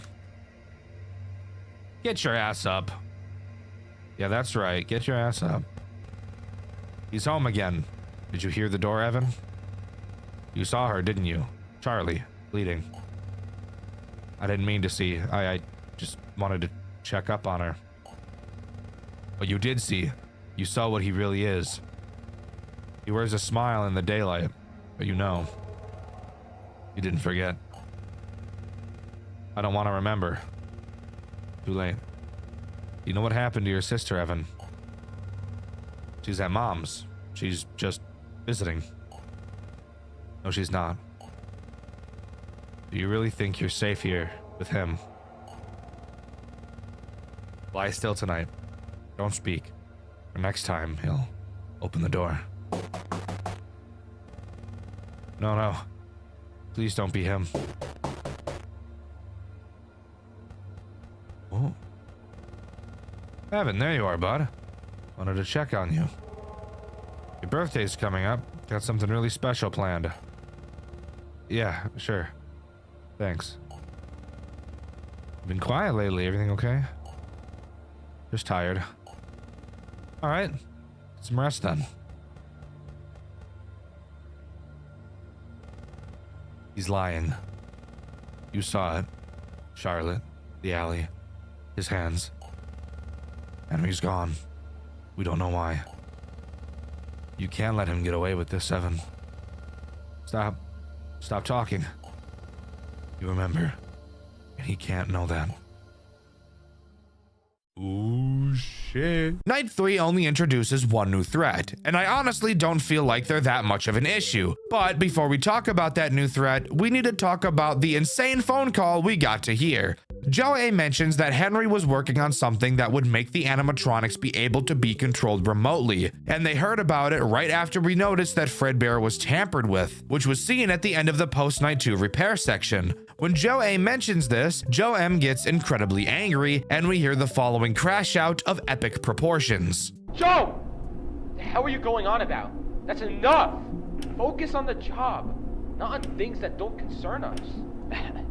Right. Sorry about that. I don't know. With Henry still missing and all, it kind of makes you wonder, like, what was he really up to? And there's the new Freddy Fazbear's Pizza opening up later this year. Joe, I said that's enough! We're not here to talk about that. Stick to the script. We're here to help him survive, not gossip like old ladies. Or do you want him to end up like the others? No, of course not. I just... So, clearly they both are aware of something we're not. And from this point forward, Joe M is going to be a character I'm not a super big fan of in the slightest. But we can talk more about Joe M later. For now, let's talk about the new threat this night introduces. That new threat being Foxy, which turns out it was not Mangle in the vent, it was just Foxy, but he was all mangled. So it was basically fucking Mangle.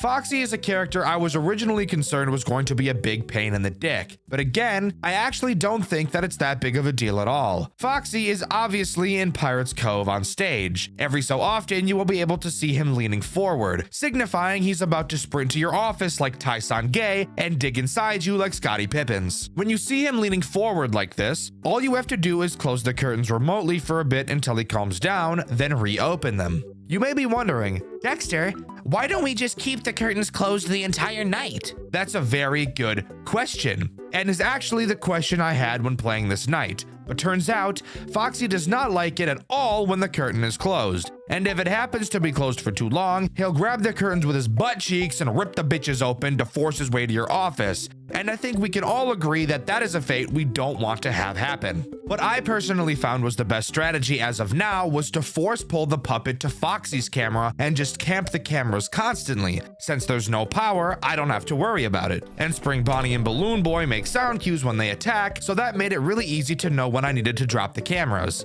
Eventually, the music box in Pirate's Cove would run out, and when it did, I'd just drag the puppet to the prize corner and keep him there for the remainder of the night. If you recall, each night only goes until 3 AM, so this actually makes it very, very easy to conserve your music boxes. I just really hope that the puppet doesn't get ass-clenchingly fast by the end of this game. Of course, after we reach 3 AM, we can move on to the post-night section, which has us restocking a supply closet, with Joe M on the phone with us, talking it through. It's during this section where we begin to hear how much of an asshole Joe M really is, as throughout this section, as he's explaining what to do, the tone in his voice is very clearly aggressive. The closet light, and don't move.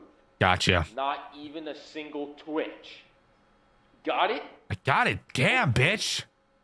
Let's stock the shelves fast and clean. It's the goal, Start with the 4 asshole. pizza box. Anyways, on to what we actually have to do during this section. Throughout it, we will get deliveries of boxes outside of the closet door, consisting of things like duct tape, paper towel, tissues, and some other shit as well. Joe M will tell us the very oddly specific places on the shelf where we need to place each item. Which, by the way, I don't know why where we place things is so goddamn important, but clearly to Joe M, it is. Of course, that's not all we have to do, as Fredbear and Spring Bonnie will be trying to enter our insides, like those fucked up little crack addicts who decide diving face first into a cave called Tight Squeeze Death Trap that has a survival rate of 0%, knowing damn well they have a wife and 3 kids back at home. Each character behaves slightly differently, and will require a different form of defense. If you ever see Spring Bonnie at your door, all you have to do is hold your flashlight on his face until he runs away. Fredbear is a little different. If you see him at your door, you have to shut the light off to the closet and hold completely still until you hear his big fat feet waddling away. Then you can turn the light back on and continue. After you stock every item and fill the shelves up, Joe M abruptly hangs up on us. No goodbye. Closet stocked. You're done. Good. Why is he such a dude? Why is he such a dickhead? I have no idea what got into him. He's acting like we're the ones who brought up Henry's new experiment on the phone. It's not my problem, asshole. Anyways, on to night 4. I don't care. Take care of Joe A. She's gonna get us all in trouble. Hey, champ. You like the yellow ones or the red ones better? You know, I didn't get a party like this when I was your age. Back then, we didn't have animatronics singing our name. I don't want them to sing to me.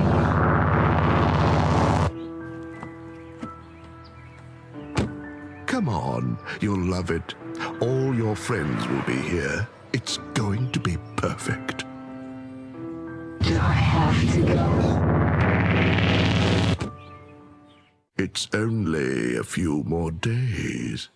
Evan clearly is not a fan of the restaurant. I wonder why, considering what he saw. There's not so much to talk about in the night section of night 4. However, there are 2 things I still want to mention. The first being the absence of Joe A. Obviously, in that cutscene, William says to get rid of him, and Joe M on the phone call says we won't be seeing him again. He also continues being an asshole throughout the call as well, and ends the call abruptly. No goodbye, dick. Anyways, the second thing I want to talk about is obviously the threat this night introduces. The man, the myth, the fat bastard himself, Fredbear. In all honesty, I think Fredbear is a pretty disappointing character in this game, as he is quite literally pretty much just Balloon Boy. Fredbear will wander through your cameras and eventually make his way to the 2 big doors in front of you in your office. When he walks through these doors, all you have to do is stare at him and not move. After a few seconds and some hallucinations saying he hurt us, Fredbear will exit the office. Literally just Balloon Boy with less steps, because you don't even have to click on him. But in all honesty, I think this game shines way more in the post-night minigames rather than the actual night segments, which I actually think is pretty cool. So speaking of, what happens during Night 4's post-night minigame? Well, we actually get to hear from Joe A again. He begins his message by saying if we're hearing him now, then that means something terrible happened to him. So basically, somebody murked my homeboy, and I'm gonna figure out who it is. Mark my words, when I do, I'm gonna grab their balls and squeeze them so hard they burst into little pieces, bursting his 2 balls into 38 tiny balls. Don't play with me. In this minigame, we get to speak directly to the puppet. Joe A tells us that we should never repeat to anyone what the puppet is about to say to us.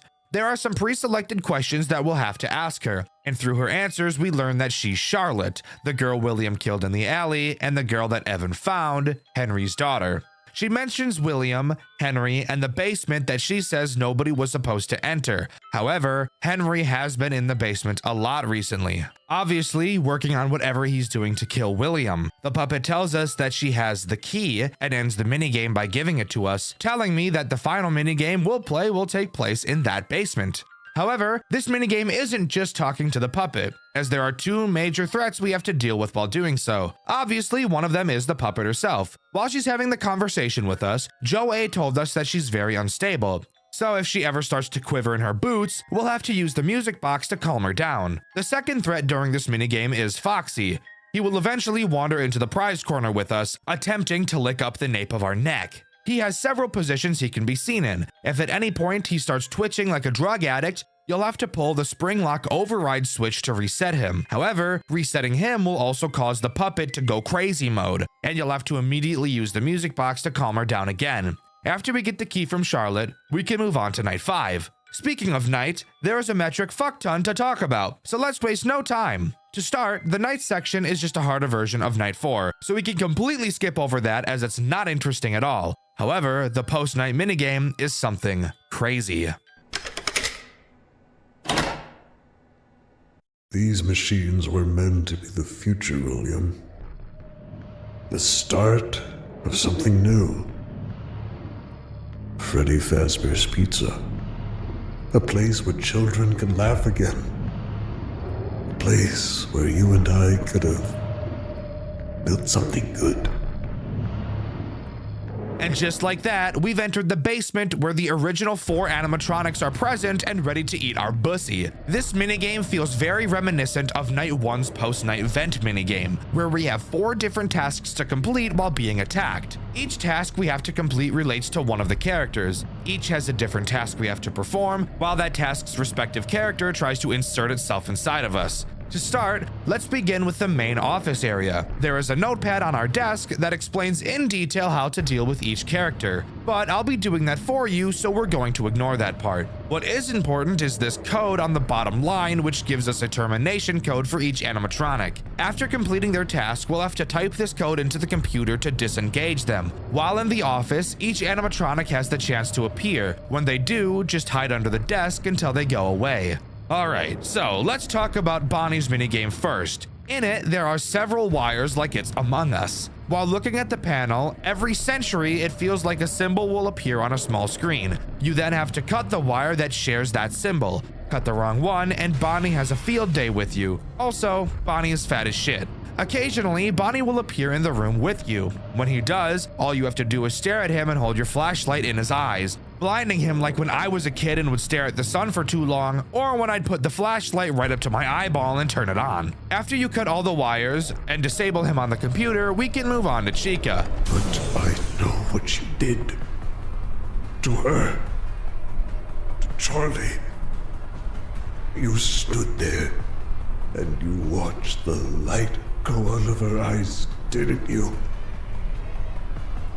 My little girl.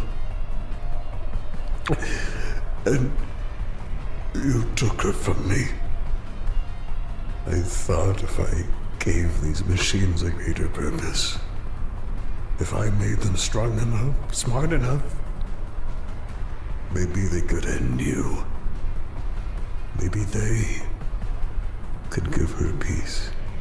Chica's tasks requires you to wait for 300 years for a fuck ton of switches to light up in a specific order, flicking them on after they light up. Meanwhile, Chica will slowly be approaching you through the hallway. When she gets close, all you have to do is close the door until she leaves. Once you've flipped every switch and disabled her on the computer, it's time to move on to Foxy. Fredbear wasn't enough. Neither were the others upstairs. You slipped through again, like you always do. So I turned to the prototypes. Stronger, smarter, obedient only to me. Never to you. Foxy's minigame is by far the best in terms of it not taking 6,000 light years to complete. All you have to do is spin this crank in a circle more than I throw my ass in a circle when I play a FNAF game with no power and no music box. While you do this, Foxy will slowly appear out from behind the curtains. All you have to do is occasionally pull them closed and he won't be able to get you. Terminate him on the PC and we can move on to Freddy. I rewrote their code, set their purpose. Freddy, Bonnie, Chica. The ones buried down here. They were meant for you, William. To tear you apart, piece by piece, until nothing is left. Freddy makes me want to die, easily being the most annoying character in this entire minigame. All you have to do is hold down a lever while a meter very painstakingly slowly fills up. Occasionally, Freddy will enter the room, and all you have to do is stare at him and not move until he goes away. The only problem with this section of this minigame is that it literally takes like 5 fucking minutes. It's ridiculous. Of course, terminate him on the computer, and the night is over, giving us this final, insane cutscene. It's a pretty long one, but you're not going to want to miss it. I can't forgive you. Not for Charlie. Not for Elizabeth. Not for any of them. I don't know how, but you seem to destroy everything you touch. I want you to remember this. Remember what you stole. Because everything I've built since that night has been for her. You will die here, William. And you will suffer. Thank you for getting rid of them for me. But I can't let you walk out of here with all that, John. Nothing personal.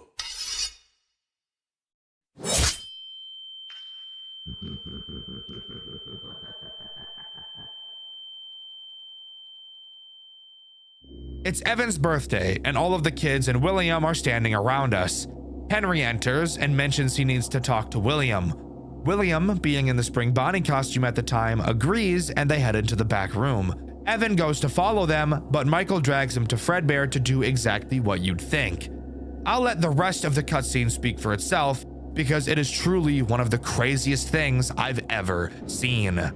Well, look who finally decided to come home. You're here about Charlie. Of course you are. Why'd you do it? You really don't know. It wasn't just about her. It was about you. What? You had everything. The money, the awards, your name on every goddamn news article. Henry Emily, the genius behind Fredbear's. You were the face of the future. I was just the man behind the curtain, building your dreams. You had a wife who loved you, kids who adored you, and Charlie. God, she looked at you as if you hung the stars. Meanwhile, my wife left. Michael hated me. Evan feared me. And Elizabeth. Elizabeth got too close to one of my creations, and I just let it happen. Because that's what I do, Henry. Everything I build turns to rot. But you kept building a dream. So I tore it down. I took something you'd never get back. Not because I had to, but because I could. I wanted you to wake up like I do, empty. Come on, give him a big old birthday kiss. Oh, he's gonna cry again.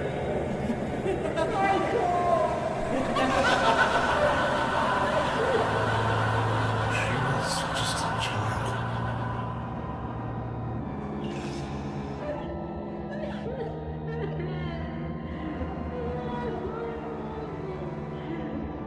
Evan.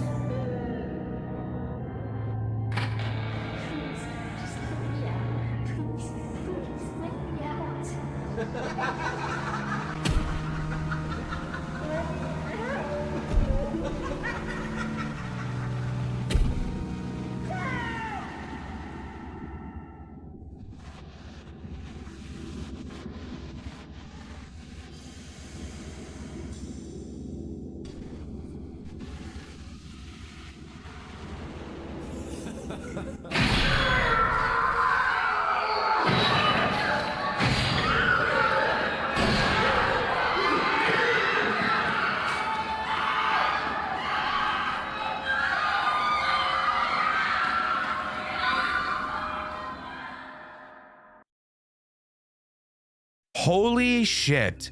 William went to save his child from Fredbear, but Henry remotely causes the spring lock failure while William was out in the open in front of everyone, in front of his 2 children. The spring lock failure happens in public where there are plenty of people to see, and as far as I can tell, it's not even confirmed if the bite happens. This was easily the most shocking cutscene I've ever seen from any FNAF game, and you can see my reaction to it over on my second channel, Dxtr Black. Finally, we see the locked FNAF 4 box.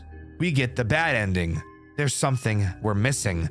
And don't worry, we're going to get it.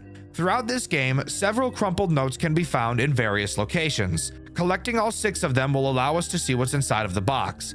So let's go over each location where you can find them. The first page is on night 1. It'll be directly on your desk. It reads, Evan keeps crying every night.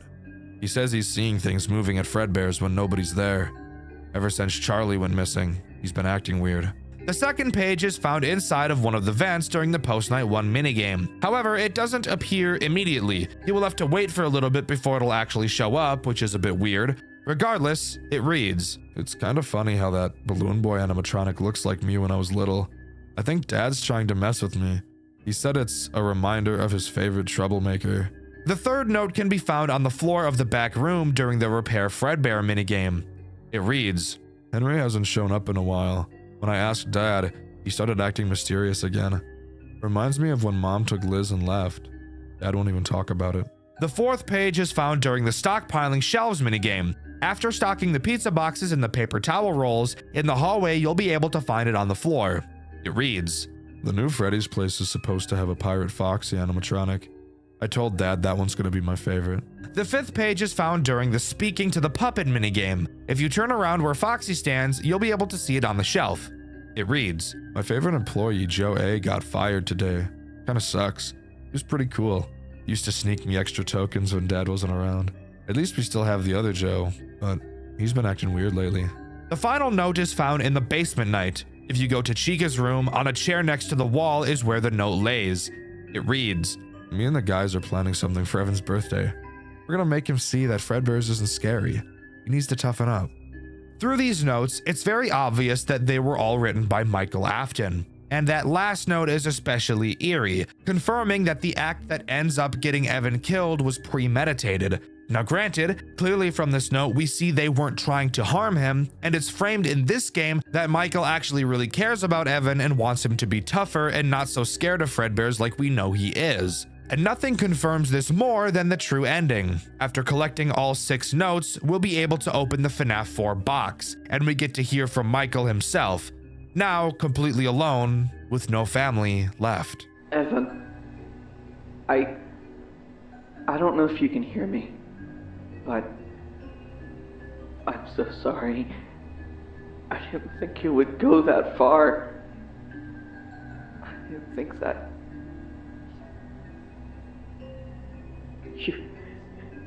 you were always scared of that place, and I made it worse. I thought maybe you'd laugh, or at least see it wasn't real. Dad's gone. Right after it happened, his body disappeared, just vanished. Now it's just me. I didn't mean to hurt you, Evan. I didn't mean to scare you. I just wanted you to stop crying. To stop being afraid. But I messed up. I'm gonna fix it. I don't know how yet, but I will. I'll stay here. I will put you back together, and then I'm gonna go find him. I'm going to go find Dad. Wherever he is. I don't care how long it takes. Evan, just don't leave me too. So, here we learn what will motivate Michael to do what he did in the first 2 Click Team games. After the spring lock failure, William's body disappeared, implying that, as he always says, he always comes back. Michael sets out on his quest to find his father, and Forgotten at Fredbear's comes to a close.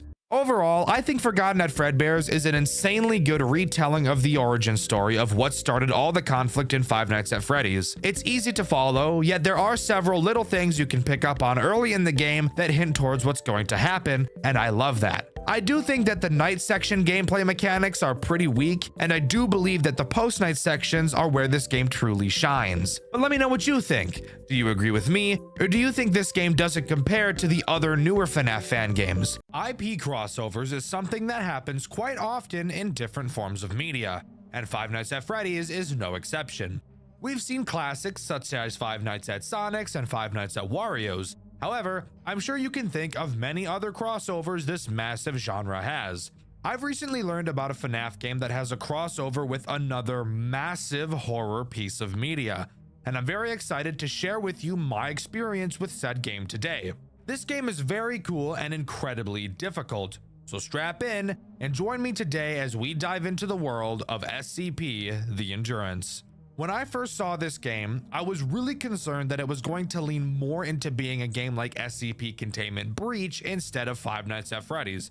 But luckily for me, I'm not going to have to bust through randomly generated rooms. Maybe in another video, I'll be forced to do that. But for now, yes, this game does follow the typical Five Nights at Freddy's formula. In SCP: The Endurance, we play as a Class D personnel. For those of you unfamiliar with SCP, Class D personnel are the lowest level of individuals of the SCP Foundation, consisting mostly of death row inmates. They usually live in solitary confinement cells and are often tasked with doing very dangerous things that could easily get them killed. And of course, this game has us do just that. The game opens to an infomercial designed for these Class D personnel, offering all of them the chance for some major benefits if they take part in the Endurance program, which by the way is slang for kill yourself. We've all seen situations like this before in media, and it's honestly one of my favorite story structures, so I was pretty excited when I first saw this. The task we have to complete, of course, is surviving 6 nights while watching over a section of the facility, while 8 monsters try and mush up your insides and make a nice little inside soup. We obviously don't want that to happen, so what tools do we have at our disposal to prevent such a catastrophe from happening? Well, let's start with stuff you'll always be using that isn't character specific. To your right, you have a door that can be closed. Pretty standard FNAF stuff. The longer the door is closed, the more power it will consume. In front of you, there is a hallway that you can flash, exactly like FNAF 2, except this time around, when something is in the hallway, the most ear-grating PTSD-inducing sound of all time doesn't play. Of course, there's the camera system. which does something that makes my dick hurt when I see it. That being that the camera has multiple levels for you to look at. There's nothing wrong with this mechanic, by the way. Just thought I'd mention how it makes me want to shit out my own organs. And finally, you can turn off the power to both your cameras and the entire building. The reasons for doing both of these things will become important later, so for now, just don't worry about it. Actually, that's a lie. Nothing actually happens on night 1 as it's just introductory, so I actually want to take this time to talk about the fucked up shit that is this game's power supply. This game drains power so fast, it isn't even funny. This is to encourage you to shut off essential systems to save on that power, because if you don't, there is literally zero chance you will survive the later nights. Inside of the cameras, you have the ability to turn off your ventilation. This game takes place underground, so if it's off for too long, you'll just suffocate and die. But it will make your power drain slightly slower, and in a game where you'll be completing each night with single-digit power integers, that is huge. Obviously, that's also where shutting off your cameras comes into play, as that will also save some power for you. However, booting up the cameras does take about 3 seconds, and with how brutal this game gets with character speed on later nights, I promise you that 3 seconds is a lot of time to wait. However, shutting off the cameras will also be essential to actually surviving the nights in this game. Now is the time I should mention how you need to start each night, as it's not as simple as just listening to the phone call. Each night you will have to boot up the computer for the first time by using a password. This password is randomly generated each time you start up a night. So if you die on night 4, for example, when you retry night 4, the password will change yet again. Each night starts with you booting up the PC and typing in the password. I highly recommend that you Control A, Control C, and Control V the password at the start of the night as well. Because if either you or something else shuts off the power to the facility and you have to turn it back on, you will have to re-enter this password. So being able to copy and paste it is obviously a big time saver. We also have access to an SCP library where we can learn and read about the SCPs that we'll be encountering. Most of these entries are mainly for lore reasons, and in all honesty, I don't have a lot of interest in diving into the behaviors of each character, as it's literally pretty much just a wiki page. So I probably won't be doing that much in this video. I'm imagining most of you who are watching my channel frequently also probably know at least a little bit about SCPs anyways. Again, as I said, night 1 doesn't actually have any threats. You just get taught by the phone guy, Ronald, how to do everything you need to do, and that's about it. But now we can hop into night 2. And holy shit, this game goes from 0 to 80 really fucking fast. But hold up guys, I want to take a little break here to tell you that this video is sponsored by me. For those of you who didn't know, I have channel memberships. I would never ask anyone to do this as I don't even have any interesting perks attached, but if you really enjoy what I do and would like to support me a little bit extra, that's a great way to do it. Also, if you'd like to actually get something for your money in return, I have a merch store with some designs I commissioned from a fan, the same fan who actually drew these new character PNGs. So if you'd like to have my silly little demon character on your clothes, then that's a great place to go do that. And hey, if enough people end up liking that stuff, I will 100% get some more created in the future, and maybe even commission some more fan artists for some uniqueness in art styles. You can find the link to that in the description of this video. Sorry for the interruption, let's talk about the bullshit that this game has to offer. Night 2 introduces 5 characters. That is over half the fucking roster on Night 2. I'm going to start with the easiest characters and work my way to the hardest.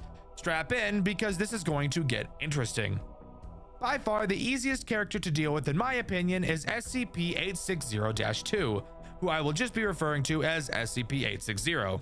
860 is the only character that uses your door. It will appear outside of the door far away in the trees. Which, by the way, side note, I don't really know why there are trees outside of this door. We are underground, but whatever. Throughout the night, it will approach your door until it is right up next to it. When it is, all you have to do is close the door and wait to hear it run away. If this door is closed for too long, the power to the building will be shut off and you will have to completely reboot, re-entering the password to the computer and all.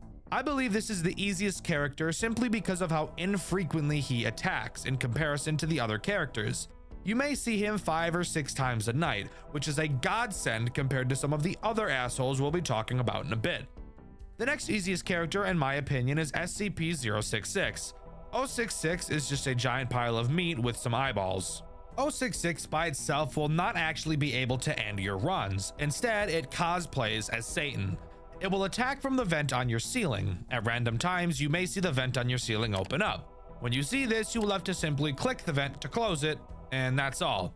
If you leave it open for too long, 066 will drop into your office and stay there for the rest of the night. While there, it will slowly increase the AI values of all of the other characters, which, by the way, has the chance to increase their AI values over the max 20, which, yes, will still make them harder. It also has the random chance to play sounds at 140 decibels, so just like, really don't let him into your office. You may be wondering why I've chosen to call 066 more difficult than 860, despite the fact that all you have to do is mindlessly click when you hear a noise. Well, that's because 066 is probably the fastest character in the entire game. On later nights, you will have less than 2 seconds to react and close the vent. And of course, it itself doesn't kill you. The ramping AI of the other characters probably will. Of course, that's unless you're Frogger and beat the 820 mode with 066 in the office the entire night. That guy's a madman. Next, we'll talk about SCP-096, arguably one of the most popular SCPs of all time. SCP-096 has the chance to spawn literally anywhere in the entire building, whether that be on any of the cameras or even directly in your office. Wherever it happens to be, all you have to do is stop looking at it. If it's in your office, flip up and down the camera quickly. If it's in the camera, either switch cameras or pull the camera down. While yes, 096 is not a problem by itself, it's in combination with how hectic and stressful the rest of the game gets, which is the reason I think 096 is as annoying and difficult as it is. SCP-106 is the next degenerate I'd like to talk about. This is the pocket dimension asshole, by the way, if you were curious. Occasionally, you will both hear and see 106 in your office. When you do, you'll have to put on the mask. Oh yeah, you have a mask, by the way. I know I forgot to mention that. I just wanted to keep you on your toes. And I totally didn't just forget it existed until I started talking about 106. So shut up. If you don't put the mask on fast enough, it appears one of two things could happen, I think. Maybe it's every time, but I've seen this not happen to some people on deaths to 106 multiple times. When you become caught by 106, it has a chance to teleport you to a pocket dimension. We're in the fucking guy that we're in the guy that does fucking genjutsu, aren't we? Oh my. What the fuck? What? Yo! This is sick as fuck. Oh, he dead. Oh, he dead. Where the game is put into a 3D environment where you have to complete some parkour across some rocks to escape. If you do manage to escape, then congrats, you get to continue the night. But of course, chances are you'll have spent too long in the pocket dimension that you'll probably die upon coming back. This pocket dimension also has some interesting secrets by itself, but I'll be talking about that a bit later in the video. Sitting there doing nothing in the mask is obviously not something you're going to want to be doing while being ass-pounded by 7 other characters. So that puts 106 pretty high up on the difficulty chart in my eyes. SCP-173 is by far the most grueling and annoying character in this entire game. He acts as this game's main reason for using the cameras, which also really sucks because in most cases you'd prefer to have your cameras off just because of how horrifically quickly the power drains. 173 will slowly move throughout the building until it gets to your vent. You may notice to your left a giant vent is open on the wall. Yeah, if he gets there, you're dead. So, how do you stop him? Well, by staring at him on the cameras, of course. 173 has this super awesome and totally not penis-tearing attribute where it will never move backwards and only forwards. So you really have to make sure you have your eyes on this thing the entire night. However, I should mention that once 173 gets to your office, that it's not an immediate game over. Oh, hey, I'm not blinking. I am not blinking and I'm looking right at you. Looking right at you. There's actually 2 phases it will have to get through before it can slither inside of you like one of those parasites that will swim up your urethra if you piss in a gross lake. I don't know. In true 173 fashion, if you're looking at him, he won't move. But if you open the cameras, turn to the side to deal with 860 and the door, or anything else that blocks your view of 173, it will move through its phases before blowing up your anus. Again, 173 is easily the most difficult character throughout this entire game. only being rivaled by one other asshole who we'll talk about later. But for now, if you can deal with all of that bullshit combined, you will successfully beat Night 2. Yeah? Did you forget we were only talking about Night 2? Yeah, there's still 4 more of these, so strap in. Night 3 introduces one new threat. Nah, I'm just fucking with you. It introduces the remaining 3 because fuck you. Those characters being SCP-049, SCP-1048, and SCP-079. Only one of these characters is actually a big issue, so let's talk about the less annoying 2 first. Let's start with what I feel is the easiest to deal with of these 3, SCP-1048. It's just a teddy bear. But a teddy bear that can move, to be fair. It takes advantage of your hallway. Appearing in it throughout the night, it will try to enter your office and murder the shit out of you. All you have to do is keep your flashlight on him to push him backwards. Not hard at all, just another power waster of a character. SCP-049 is the Plague Doctor, and I honestly wish I had the plague while playing this game so that I had a good excuse to just kill myself rather than continuing. 049 makes use of the 2 lockable doors on the bottom layer of the cameras. You can only lock one of these doors at a time, and thankfully doing so doesn't waste any power, and they don't unlock if the PC is shut off. If you see 049 at either door, simply lock it and it'll be no problem. The actual difficulty of 049 just comes in the likelihood that you will forget he even exists, and only remember once you find him in your office. And finally, the second most difficult character in SCP the Endurance is SCP-079. This guy is just a little quirky fella, really. He's just a bored little guy that really wants to play tic-tac-toe with you. What is this?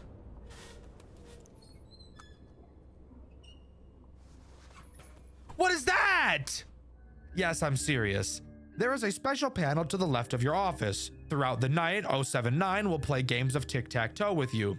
Now, you may be a little inclined to completely pummel this stupid fucking computer's ass while playing this game with it. But I would actually advise against that, as if you lose too many games or win too many games against it, it'll get pissed off and start fucking with your lights and doors, which will probably end up leading to a death. So it's actually the best practice to just constantly draw against 079 every time you play. And there you have it. That is every single character in SCP the Endurance and how they work, all introduced on the 3rd night. And it's only going to continue to get more and more soul-sucking as your playthrough goes on. I'm gonna be completely honest with you guys. I couldn't complete Night 5. I put in a lot of attempts, but as I've mentioned multiple times in the past, I'm very bad at FNAF games, and I just couldn't beat it. I'm sure if I continued to pour in attempts that eventually I would complete it, as I did get to 5 AM a decent handful of times.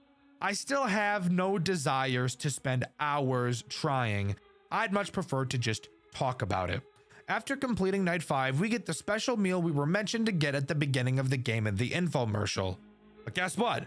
We're still depressed because we're still in solitary confinement, and I'm about to tear my hair out, except I've already torn all the hair out of my head, so you'll have to use your imagination to figure out where I'm tearing the rest of my hair from.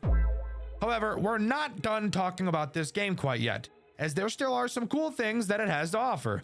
Mainly, now is the time I want to talk about SCP-106, or Larry's, Pocket Dimension, and how important it is for unlocking both Night 6 and this game's secret ending. The first step to unlocking the secret ending is finding the 3 burnt pages in Larry's Pocket Dimension.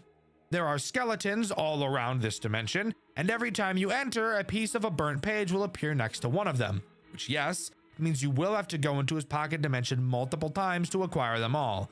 The platforming in this game does make me want to skin a puppy alive, but hey, it's a FNAF game, not a platformer, so I guess that means something. Oh, and you want to know the best part? The Pocket Dimensions are totally random, so you could get the Pocket Dimension to spawn the same page multiple times, which means in theory it could take hours for you to ever be able to collect all 3. And you can't do the secret ending until you get all 3 of them, even though the code on it doesn't change. So that's realistically probably the worst part of this entire game. Spoiler alert, FNAF fans aren't a super huge fan of RNG. Who would have thought? Once you get all 3 pages and escape, you will be able to put them together in your office to reveal the code PGF4B. Typing this code into the computer instead of the one on the sticky notes will unlock Night 6. Night 6 is where you can get the secret ending. Not only is Night 6 hard as fuck, but getting the secret ending only makes Night 6 even harder. Once in Night 6, you will want to once again type in the burnt note code PGF4B. After it boots, you'll want to type in the command run power manager. This will give you a special tab on your second monitor that you can use to control all of the power in the building. This is where the secret ending makes Night 6 very hard. Obviously, Night 6 by itself is already difficult, having several threats to keep track of and having to react very quickly to all of them.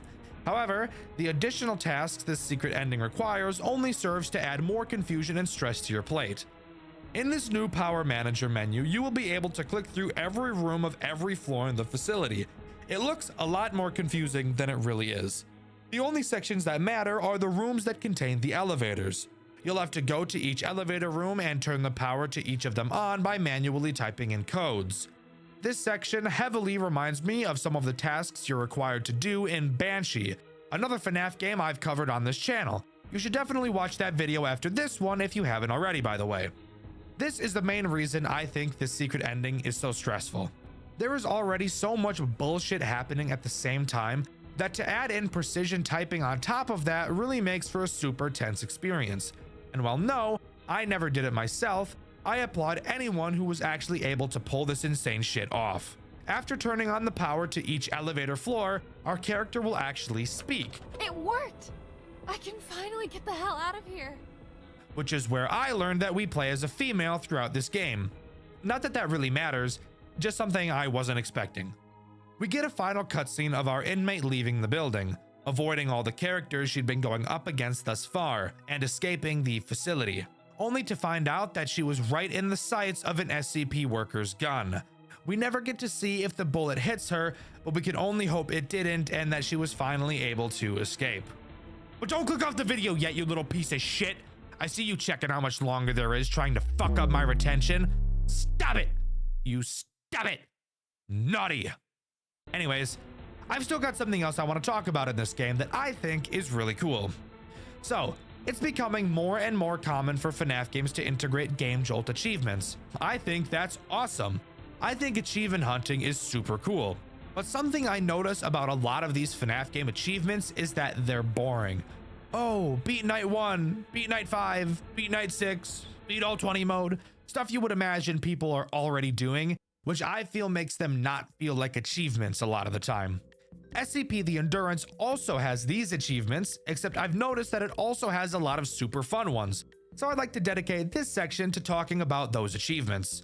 The first achievement I want to mention is called Seriously How. It can be achieved by dying on night 1. You may be wondering how that's even possible, considering there are no characters active and you have unlimited power. Well, there still is one way to kill yourself during night 1, and that's by turning off the ventilation and suffocating yourself. If you do that, ta-da! You've got yourself an achievement. It's a goofy one, yes, but I still think it's pretty cool. The next achievement I want to mention is called Ah, There You Are. This achievement can be obtained by allowing SCP-1048 to completely enter your office. Once he does, if you spam click his nose enough, you'll get this achievement. Yes, quite a few of these are pretty silly by the way, but that's why I like them. The next achievement is called Oh Whoa, What's This? Hey, shut up. I just told you they were silly. This one can be achieved by simply using the command commands or help in the terminal. You're a femboy, aren't you? Don't lie. I said oh whoa and I saw your little stupid ass fucking light up, freak. The next interesting achievement is called One Step Forward, Two Steps Back, and can be achieved by collecting one of the burnt notes in 106's pocket dimension and proceeding to fall out of the world and die. Interesting that they chose to call that an achievement, considering you didn't actually achieve anything at all. There are also 2 achievements that can be incredibly difficult to achieve. The first of which is called Catch Me If You Can. You get this achievement by surviving the night after aggroing SCP-096, which isn't necessarily too hard if you aggro him right at the end of the night, but you also have to hope that you can find him right at the end of the night. The other, much more difficult achievement is Staring Contest. This one is ass, I can't even lie to you. You have to let SCP-173 into your office for at least 1 entire hour of the night, so 1 minute real time. This is disgusting. because you literally can't look away from him. And not looking away from him for a minute will require a good deal of luck to not get butt banged. There's also a really silly achievement called L+ ratio, wherein you complete night 3 without ever looking at the cameras, which I'm not going to lie, just sounds like complete hell. And finally, the last achievement in the game, which I would actually say is worthy of getting a trophy, is called My Goals Are Beyond Your Understanding, which is achieved on night 6 if you turn off every single light in the power manager, then shut off literally everything in the office that you can, leaving you completely vulnerable in literally every way possible. Doing this isn't hard. Doing this on night 6 definitely is. But as far as I'm aware, that's all SCP The Endurance has to offer. Overall, I think this game is incredibly solid. It was in development by one person for over 8 years, and I think it turned out great. Yes, it's really hard. Yes, I think the burnt notes being RNG is bullshit. And yes, I think the game giving you little to no hints for anything in the game is pretty ass. Overall, I still think this experience was a good one. I think this is probably one of the most high quality FNAF games I've seen in terms of how much dedication was poured into it, and I highly recommend you guys go and give it a try. When you think of the best FNAF games, what games do you think of? What are your top 5 in terms of quality alone? I'm willing to bet that a lot of people share some of the same entries, and I'm willing to bet that the game we'll be talking about today is at the top of some of your lists, because it's definitely at the top of mine. The Glitched Attraction is a FNAF fan game developed by 2 18-year-old developers alone. The reason I mention their age is because of how impressive this game really is, and how impressive it is that only 2 brand new adults managed to design it themselves. When I first learned how old these guys were, I was shocked. The Glitched Attraction is one of the best FNAF games I've ever played. I know a few of you watch my content to get suggestions for FNAF games to play, and for those of you that do not pass this one up. It is one of the most high quality experiences of all time. Let's not waste any more time and hop into the Glitched Attraction, FNAF's most high quality FNAF game ever made. Our game begins with us getting a text from a friend asking us to come check out the new Fazbear escape room attraction, and they tell us to bring all of our things along with us, a request that is definitely weird, but since when has weird ever meant bad in a FNAF game before, am I right? So we do just that, pack up all of our things and set out. You heard it here first, the Glitched Attraction is seriously a Five Nights at Freddy's escape room, a concept that sounded so cool I couldn't not check this game out, and I'm glad I did. We arrive at the attraction and 2 helper bots explain what's going to happen, and then we have to give over everything we have. Why the fuck did we bring everything we own if we're just going to give it to some random robots? This is pretty fishy smelling, and I should know because I haven't showered in 8 weeks. With the general rules explained, we continue onto the first section of the escape room as chipper as we can be. We're kicking our feet and heel clicking and shit, we're so giddy. Not knowing what we're getting ourselves into, we can dive into the first room of the Glitched Attraction. The first room has us in a room similar in style to the bedroom from Five Nights at Freddy's 4. This room, being the first, isn't very difficult, but let me go over the 4 threats you can find in this room. While you're trying to think, focus, and not be a fuck-up, Nightmare Balloon Boy will be sitting on a chair, because his fat ass wouldn't ever dream of helping anyone, but would instead prefer to sit there and be pointless. But sometimes, he gets a little antsy. You can tell when he's like this because he will visibly seize in his chair until you shine your flashlight at him. It's weird that doing this causes his seizure to stop though, because when I quickly shined a flashlight in my epileptic friend's eyes, he went comatose on the ground and started foaming at the mouth. But to each their own, I guess. If you don't aid in Balloon Boy's assisted suicide, he will jump off the chair and kill you. Something interesting I noted is that Balloon Boy actually makes no noise when he shakes, or even when he jumps off of his chair, leading to a majority of his jump scares feeling really awkward. I get why he doesn't make any noise, because it'd be way too easy to not lose track of him, but just something I thought I'd bring up. You'll realize there's a giant window in this room as well, which lets you see outside. Occasionally, you'll be able to see Nightmare Fredbear stalking you from between the trees. Little does he know that his eyes are actually signal beams as bright as those stupid fucking white LEDs that are now being put onto vehicles, so that when I'm driving at night, everybody's headlights look like they have their fucking brights on. So when I flash my brights at them indicating to turn theirs down, then they actually turn their brights on, which simulate what I can only imagine to be the lights of God. And then I feel like an asshole because I just flashed a guy who didn't have their brights on. Sorry to go off on a tangent like that. I just really had to get my frustration about LEDs on cars out of the way, and I really didn't have a good outlet to do so. Anyways, you'll see Fredbear slowly inch closer to your window throughout the challenge, and when he gets super close, you'll have to close the curtains until you hear him laugh, signaling to you that he's gone away, and then you can reopen the curtains. Why on earth do you not just choose to keep the curtains closed for the whole time then? I have no idea. It's not like we need the moonlight to see. The bots at the beginning gave us a fucking flashlight, but whatever, I guess. Speaking of your flashlight, little tiny stupid insignificant frettles will periodically appear around your room. They make the same noise as they do in FNAF 4, so hearing them shouldn't be a problem, especially considering how god-awful annoying they sound. Shine your flashlight at them and bada bing bada boom, they go away. But if you let 3 stay in your room and assault your eardrums for too long, 2 of them will grab either one of your butt cheeks as the third dives headfirst into your rectum, which some of you sick fucks may find pleasing, but I for one do not. The final threat you have to worry about is Night Marionette. If you somehow, by some miracle, haven't noticed in the footage I've been showing on screen so far, there is a giant hole busted into the wall of the room, which is very poorly boarded up. Why is it boarded up? I hear you asking? Oh yeah, forgot to mention, it's only because, Satan is in there, with enough tentacles to make hentai for the next 9,000 years. But, putting that thought aside, Night Marionette will occasionally give a sound cue to let you know she's there. If you look at the hole, you'll be able to see those sex toys, tentacles, creeping out. At this point, you'll need to make a mad dash to the Golden Freddy suit, which is conveniently placed in the room with you, and hide inside of it. Once you do so for long enough, Night Marionette will leave. Now, hold on. I'm not done talking about this stupid fucking Golden Freddy costume yet. I have some complaining to do, if you could imagine. This Golden Freddy suit takes about, 2 fucking decades to put on. I'm not kidding. You will feel like this game is broken or has paused as you are putting this fucking thing on. But if that wasn't enough, taking it off is somehow even worse.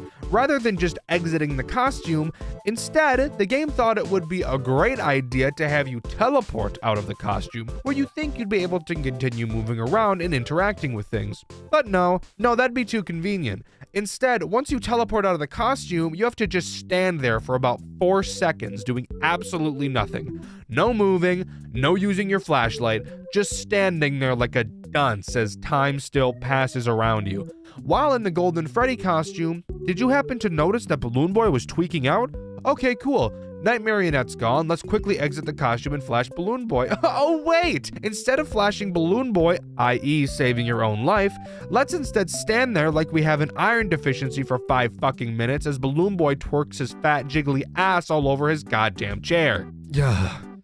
I really needed to get that out of my system. Surely I won't have to complain for the rest of the video now, right?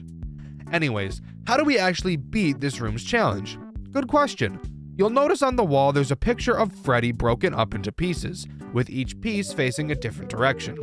You can turn each piece in order to make the picture look normal again, but you'll notice that one of the pieces is missing. On the dresser, you'll see the FNAF 4 box that Scott Cawthon wiped his ass with. Of course, it has 2 locks. You can find one of the keys to the locks in a drawer on the dresser, and the other key in the drawer of your nightstand.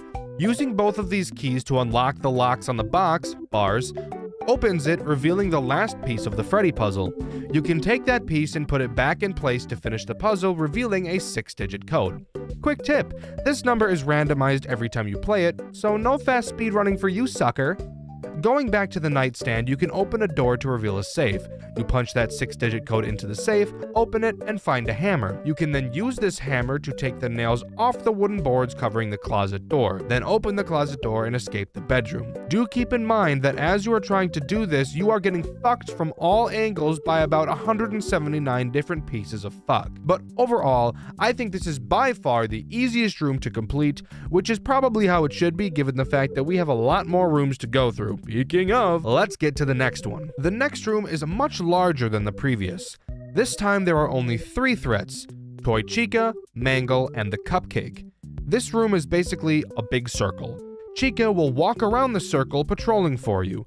If you get in her line of sight, she will start to chase you. If she catches you, she will throw the meanest right hook I've ever seen since Muzi. You can hide in any of the several lockers lining the walls, but be aware that not all lockers can open. And if you want to know something super awesome, which lockers open are randomized each time you play, meaning if you lose a run, some of the lockers you hid in before probably will be locked this time. Isn't that awesome? The Cupcake will also patrol around, but he is much less important. He himself can't end your run, but if you're not watching him and accidentally step on him, he will squeak, causing Chica to be alerted to your exact location. For me personally, I hate this type of mechanics in games. I want to note, I don't think they're bad mechanics, I just don't like them. When there's a puzzle, I would like to be able to focus on the puzzle without having to worry about being chased at the same time. It also doesn't help that I don't handle being chased very well in any game, period. But it definitely doesn't help when I'm trying to focus on solving a puzzle on top of that. Just a me thing. But if that wasn't enough for my poor heart to handle, we have Mangle tacked on top of that. Mangle is hiding in the ceiling throughout the challenge. Occasionally, you will hear vent noises. When you do, that's when you know Mangle is about to drop down on yo ass. She has 2 possible drop locations. If you hear the vent noises on a side of the room that you're not on, you can safely ignore her as long as you don't then move to the side she's on. But if you hear her on a side of the room that you are on, you have 2 options. You can either A, move to the other side of the room, which might be a problem if Chica is over there, or B, hide in a locker. If you don't hide and Mangle happens to see you when she drops down, she will start to chase you. And unlike Chica, when Mangle chases you, there's no way to make her stop. At that point, even hiding in a locker won't be enough to be able to protect your cheeks. So, about the puzzle I was bitching about earlier. You'll notice a large door locked via a pin. The pin is 6 digits long and consists of 6 different symbols. Around the dark room, you'll have to find sticky notes on the walls that correlate each symbol to a number, which will give you the code order needed to unlock the door. If you couldn't have guessed, yes, this is also randomized each time you play. Simply find all the notes, type in the code, and you're done. Come on, you didn't really fall for that, did you? That was way too easy. This is a FNAF game, remember? And according to the FNAF game dev rules, difficulty equals quality. So let's make this as hard as possible. After opening up the door and flipping 4 switches to turn the power to the room on, a whole new world of fuck opens up to us, including a brand new threat, Withered Freddy. Withered Freddy sits inside of a music box, which I find weird because the marionette is literally in this room. I don't know why they didn't just use her for this mechanic, but whatever. Freddy's music box will slowly wind down, and if you don't keep it wound up, he will right hook, shatter the glass, hop out, and chase you. Just like Mangle, there's no hiding. If you hide inside of a locker, Freddy will stand outside of it and wait for you to come out. And when you do, you guessed it, he eats your ass. But because the devs of this game hate their players, if you wind Freddy's music box up too much, he will also shatter the glass and then shatter your sphincter. Cool. As if this wasn't hard enough for poor old Dxtr to handle. What do we have to do now? Well, inside of the room you opened, there's some shit on the wall and we need to find some gears to make the contraption work. Again, you will just walk around the room and find all the needed gears and put them back in their place. Once you do, a door on the opposite side of the room will open, and you'll have to make a sprint of fate over to it. And then finally, the room is complete. This room isn't bad by any stretch of the imagination. I actually really like the concept of adding another threat halfway through. I just personally hate it for reasons stated earlier, but that's just a skill issue on my part. Moving on. Do you like complex things? Well boy, do I have a treat for you. The third room challenge is a nightmare. Let's waste no time and do a Tolarian Community College level threat assessment. This room has 4 threats: Springtrap, Dreadbear, Phantom Foxy, and Phantom Balloon Boy. Phantom Balloon Boy is simple, so let's cover him first. He works just as he does in Five Nights at Freddy's 3. He can randomly appear on any of the cameras. If you look at him on the camera for too long, he will jump scare you and cause a video error. Except the video error in this game just means that the camera he jump scared you on can never be used again for the rest of the run, which I promise you is a very bad thing, and the reason will be revealed later. Phantom Foxy can appear in any of the 2 doors connecting to your office. If you look at him for too long, he will charge at you and jump scare you, causing a level of hallucinations to appear. If too many levels of hallucinations appear at once, it's game over. Now, let's talk about the real threats of this night. Springtrap and Dreadbear. Dreadbear can be seen on the cameras and will attack either one of your doors. Do note that you can close these doors and they each have their own power supply. But Dreadbear is unaffected by the doors and will break them down if they're in his way. You'll have to watch the cameras to see which door he will be attacking, and when you see him charging towards one, you will have to hide under the desk on the opposite side of the desk to where he is coming from in order to stay out of his line of sight when he enters your office. Eventually, he will leave and you'll be safe to come back out. Springtrap is a goofy little thing, to say the least. Springtrap will climb through any of 3 vents, which you can see on the cameras. 2 vents bring him to your respective office doors, and the 3rd leads to the vent that is directly above you. If you see Springtrap climbing through a door vent, you will have to simply close the door to the side he's going towards. If you see him climbing through a vent that brings him to the top of your office, you'll need to quickly turn off the power to the office and hide under your desk. He'll drop down, and once he can't see you because the lights are off, he will leave. You got all that down? Good. Because we have a whole load more of fuck to talk about next. That being, how do we escape this room? Well, the goal is to open a tiny vent near the ground beneath the TV screen. To start, you'll want to check near the desk to look for a code. It's random every time, and where it appears next to the desk is also random every time, so have fun. Once you get the code, you head over to the TV screen and press developer mode, and then type in the code you found in your office. This lets you activate developer mode, which opens up a door on the wall revealing a token. Keep in mind, all of the threats are active at this time. Using the token, you pop that puppy into the big arcade machine in your office, which promptly starts up a game. That's right, while defending yourself from an onslaught of fuck, you will also have to play an entirely other game at the same time. The game in question, Save the Children, is really just a bunch of fetch quests. To start, you'll talk to Balloon Boy, who is fishing and says he needs some balloons. By the way, if you couldn't have guessed, all of the items that you'll be collecting in this minigame will be in a random location every time you play. Because God hates you. When you bring the balloons back to Balloon Boy, he will give you one of the fish he caught. Then you need to find Old Man Consequences and give him the fish, since the pond he's fishing in doesn't have any. Once you give him the fish, he gives you a lily pad for some fucking reason. Don't question it. We don't have time to question it because I neglected to mention there's a fire spreading through the building as you're escaping, and if you take too long, it will reach your office and kill you. No, I'm not joking. Oh, and again, keep in mind all of the threats I mentioned are still pulverizing your butthole. Once you have the lily pad, you'll take it back to Balloon Boy's pond and use it as a bridge to talk to this fucking robot thing. The robot says its watch is broken, so fuck you, go look for a clock. Once you find the clock and bring it back to the robot, he gives you a penguin, I think is what that thing is. Then you take the penguin over to Lolbit, who gives you a key to unlock a gate, which then leads you to an area where you need to unlock another gate. Yes, this minigame is still happening right now. You spelunk into a cave and talk to some dude who thinks the cave is too dark. You then have to leave the cave and go look for a torch, head all the way back and give the torch to him. He will then give you a key to unlock the other gate, and when you do, you'll exit the area leading to a William Afton cutscene where he goes sicko mode inside of his Springlock suit. And finally, you have to sit there and wait as the game reboots. Again, we're on a time crunch, so your butthole will probably be puckered at this point. Again, threats are still up the wazoo right now, so don't get comfortable. Once the system reboots, you'll get another 5-digit code which you can use to unlock a box on the office desk which reveals a key. You then use the key on a keyhole in the fucking wall for some reason, and at this point, no matter how much time you have left, the game will start to count down from 6. Once the fire reaches your office, the small vent I mentioned at the beginning of this room will finally open, and you'll be free to crawl through it, but not before Springtrap lunges out and grabs your ankle with lust in his eyes and shit. You quickly close the vent and decapitate that bitch, and finally, you complete the room. Holy shit, this room gave me a panic attack and made me shart my pants. Shall we begrudgingly move on to the next room? I think so. Let's keep this gravy train rolling. Do you enjoy having headaches? If you do, this next room is for you. Let's go over it together. I'll hold your hand. This room is made up of 2 hallways, 2 windows, and a bunch of screens, a small elevator, and a life-size 7-foot-tall circus baby animatronic. The goal of this room is to put baby back together, but I'm getting ahead of myself. Let's first go over the threats this room has to offer. The first threat is Ballora. At times you will hear her music box begin to play. Depending on which side of the room you hear the music coming from, you'll need to go over to that side's hallway and press an electric shock button that will electrify the doorway, shocking Ballora and making her go away.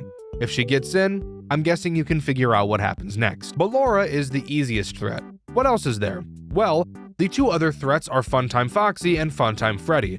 Occasionally, you will hear a gurgling sound cue, letting you know something is wrong with either Foxy or Freddy. You will have to run over to the windows and turn on the light to their room to see where they are. Starting with Foxy, if you see him doing the thug shaker on stage, you just press his shock button, and he will go back to how he's supposed to be. Be careful though, if you shock him too many times for no reason, he'll eat your ass like it's an all-you-can-eat buffet. Freddy, on the other hand, is slightly different. His light button doesn't work. Similar to Sister Location, while looking at him, occasionally sparks will fly out of the wires in his room, briefly illuminating. In this small window of time, you'll be able to see where Freddy is located. He will slowly make his way towards the window, and if he gets too close, you guessed it, ass in his mouth, eating it like a cupcake. If you see Freddy getting too close for comfort, you press the tape symbol button, which will make Bon Bon tell Freddy to get the fuck back on stage. And he promptly will. Again, like Foxy, if you push the tape button too many times for no reason, it's time for the bite of 87 on your asshole. Now, back to putting Baby back together to complete the night. You'll notice that Baby is missing both arms and both legs. The first thing you'll need to do is find the Baby chip hidden on the desk somewhere and plug it into the monitor. For some reason, we don't plug it into a computer, but I guess that's not really important now, is it? Once the monitor comes on, we need to call for Baby's different pieces, starting with her arm. The general goal is to get each piece of her delivered and then fuse each of them to her body. Before I get to the fusing part of this process, let me bitch about the delivery process. So obviously, delivering the parts will take time, which isn't what we want because, as usual, we're on a timer here. And because of it, the devs thought it would be oh so funny to have some of the pieces come in broken. And once you put them on and try to fuse them, only then it will tell you it is broken and won't work. And you'll have to take the piece back off, return it, which also takes time, and then order and wait for another piece to be delivered. Why was this necessary, guys? What neuron fired off in your brain that made you think, how can I be Satan today? Anyways, let's talk about fusing, because this is really where the headache of this challenge comes into play. Starting with fusing the head, which for some reason wasn't already fused on, even though the challenge started with her head already being on her body. In order to fuse Baby's body parts back to her torso, you have to complete a small minigame. For her head, it's basically just Simon Says, but with numbers instead of colors. But don't worry, the devs weren't just being nice and thinking about colorblind people. We'll get to that in just a minute. This is by far the easiest and least time-consuming part to fuse, but if you mess up a pattern once, you'll have to completely restart the head fusing process. Let's move on to her arms. The minigame for both arms are the same. The goal of this minigame is to divert power from the left side of the screen to the right. You do this by turning a bunch of 90-degree lines and 180-degree lines in order to make a consistent path from left to right. This sounds easy, but holy fucking shit, knowing you're on a time crunch and dealing with 30 pounds of dick in your ass at the same time definitely doesn't make this a smooth process.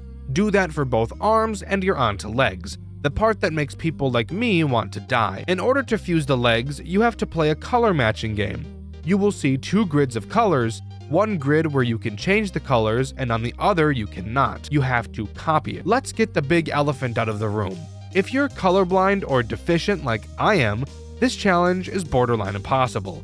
I'm lucky enough to not be completely colorblind or I would never have beaten this in my entire life. But not only that, but the grid each time has a missing square, as I'm sure you've noticed, but I'm also sure you've noticed that missing square on your side and the missing square on the side you're supposed to copy are in different locations. That's because they rotated the fucking grid. Talk about a headache, am I right? Maybe I'm just brain dead when it comes to this, but trying to comprehend where each color should go when it's rotated was just not a fun experience at all. I'm not even going to lie to you. But once you finally finish fusing all of Baby's pieces back together, a voice will come over the speakers telling you that all of the animatronics have been deactivated, and that you should exit through the hall on your right. When you do, you'll be led to the sister location elevator. Getting inside, it will slowly descend and then stop. You'll hear something laughing at you for a while, and then the elevator will suddenly drop and you die. The end. Game over. Okay, not really. That's just the transition to the next room. Are you ready? Because I sure as fuck aren't. Why did we agree to come to this place? It makes no sense. How does this place even exist? I could have died a solid 276 times at this point, and we're not even done yet. Someone needs to get this place investigated by the FBI because this is some bullshit. What a waste of a Saturday, am I right? Anyways, let's move on. After laying on the floor for approximately 8 days, we finally wake up from the fallen elevator. We walk past a large window and see the characters we just went up against. After the events of the last room, these little tiny robot things apparently grabbed all of the characters to bring them to the scooping room. And this room is presumably that. While we look across the floor of once familiar corpses, the bane of my existence and the shit in my diaper emerges from the tangled mess of wires. Ennard. This guy is the single reason why it took me so long to make this video. Why it took me a month to beat this game. For most, it certainly wouldn't have taken this long, but for me, oh my lord, this next room will give me flashbacks like Charlie in the Trees for the next 5 decades, and possibly until I reach my grave. Remember the second room? How I mentioned I don't handle being chased very well?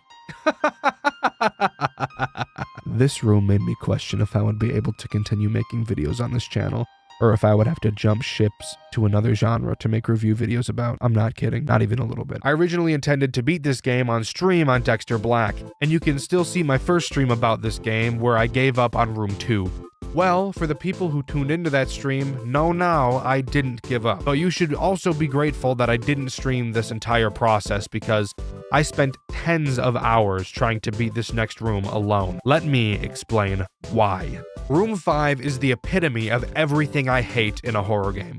Literally all the way down to the last detail. I'll give you a warning right now. This is 100% a me problem and is totally my subjective opinion. So, the only threat in this room is Ennard. Thankfully, there aren't any more, but dear lord, Ennard is all it needs. In terms of where we are story-wise, the elevator crashing was definitely not intended to happen, as upon beginning this room, we don't get a monitor telling us what our goals are. This is cool as a passing thought, but it's not really cool when you stop to think that there is absolutely nothing to explain what it is I need to do to complete the challenge. Upon beginning, we're given a wind to power flashlight and some writing on the wall telling us to light up a solar panel using the flashlight. Now, I'm already going to pause real quick. We're being shown a new mechanic, the wind up flashlight and solar panel. Cool. Now tell me, do you suspect we need to light up solar panels ever again in this entire challenge? Or the entire game? I'm assuming you said yes, but you'd be completely wrong. No, there's not a single other solar panel in this entire game. So please, tell me, why the fuck were we shown this? Showing us the flashlight makes sense, but there were countless other ways to do it in a much better way than showing us another mechanic that is never used again. This is exactly like the gun in Muzi. But continuing, once we light the solar panel, a large door opens and the challenge truly begins. The overall goal of this challenge is probably the easiest we've seen so far. It's broken up into 5 distinct tasks. Step 1, find a crowbar. Step 2, use the crowbar to force open a drawer near Kyle's desk to get a keycard. Step 3, use Kyle's keycard to open a door, allowing you to turn a generator on that powers computer monitors throughout the room. Step 4, find all 3 computers and input 3 colored fuses into each. The fuses are conveniently placed in boxes right next to the computers, so I appreciate that. And step 5, go back to the generator and turn on the central power, which opens the door, allowing you to climb a ladder and beat the challenge. Sounds simple, right? Well, yes. It is simple, but now I need to talk about the problem. Ennard. Ennard will be patrolling the giant maze of a room the entire time you are performing these tasks. If he sees you, he will begin to chase you. If you get caught, you will lose all progress you've made throughout the challenge. Let me tell you another fact. Unlike every room in this game so far, this room ain't small. No, this room is very fucking large. I hate everything about life. Let me complain about some more stuff. If you are near Ennard, he will hear you and be alerted to you if you do the following. Wind up the flashlight. Makes sense. It's really loud. I can understand that one. If you run. Okay, yeah. I've seen that in other games before. Running is louder than walking is, and walking. That's right. If you move, period, while he is anywhere remotely close to you, he will hear you and start to chase you. What the fuck?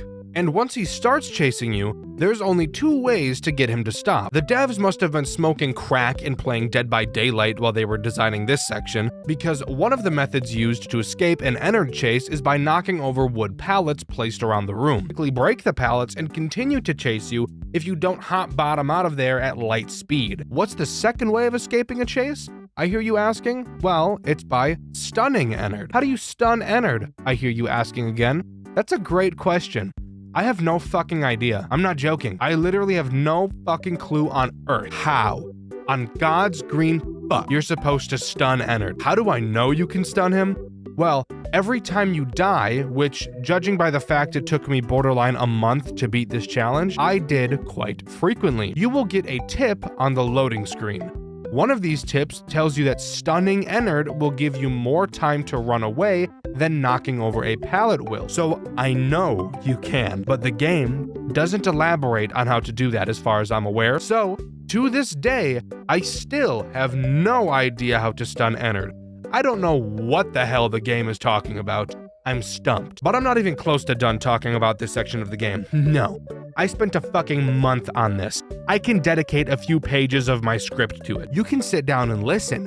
I don't care if this video ends up being an hour long. You see, there is a very large, steaming hot, glaring issue with this challenge in specific. Since it's technically not a part of the canonical attraction, there's no tip screen at the beginning. But with no tip screen, there's no telling anyone fuck about fuck. So, as I said, there are 3 computers around the level. Each computer has a box of fuses with differently colored patterns on them right next to them. Each computer requires 3 different fuses. How do you figure out which fuses go where? Well, at first I looked at the colors of the wires going into the computer. I thought, maybe this will give me a hint as to what I'm supposed to do. So I tried to grab the fuses out of the box, but I couldn't. So then I thought, oh, maybe these aren't the fuses, and the actual fuses are randomly placed around the map. So I went to look. I looked, and I looked, and I looked, but I never found any fuses. Eventually, I died for probably the 48,000th time to see a tip appear on my screen. You won't be able to pick up fuses until you turn on the monitors. You didn't think to tell me that? You didn't think that was important information to give out earlier? This is why we need the fucking tip screen, asshole. But fuck me, whatever, sure. So then I started trying to figure out how to turn the monitors on. I tried seeing if I could press the buttons on the monitors, but that didn't work, so then I decided to try and find something else to do. Eventually, I found a note next to a door mentioning that Kyle leaves a keycard in his desk to open said door. Okay, cool. Something to do has just fallen into my lap. Let's go find Kyle's desk. Luckily for me, desks are in the same location every time you play, so we don't have to worry about those being randomized. After looking for a very long time, because again, I don't handle being chased well at all, it's like I fucking lock up and start freezing. I don't know what's wrong with me, I just can't handle it. So, most of the gameplay boiled down to me moving incredibly slowly and taking way more time than I ever needed to complete this challenge. But that's how I personally had to do this if I wanted to play it myself, which is also why the footage you're watching right now isn't mine.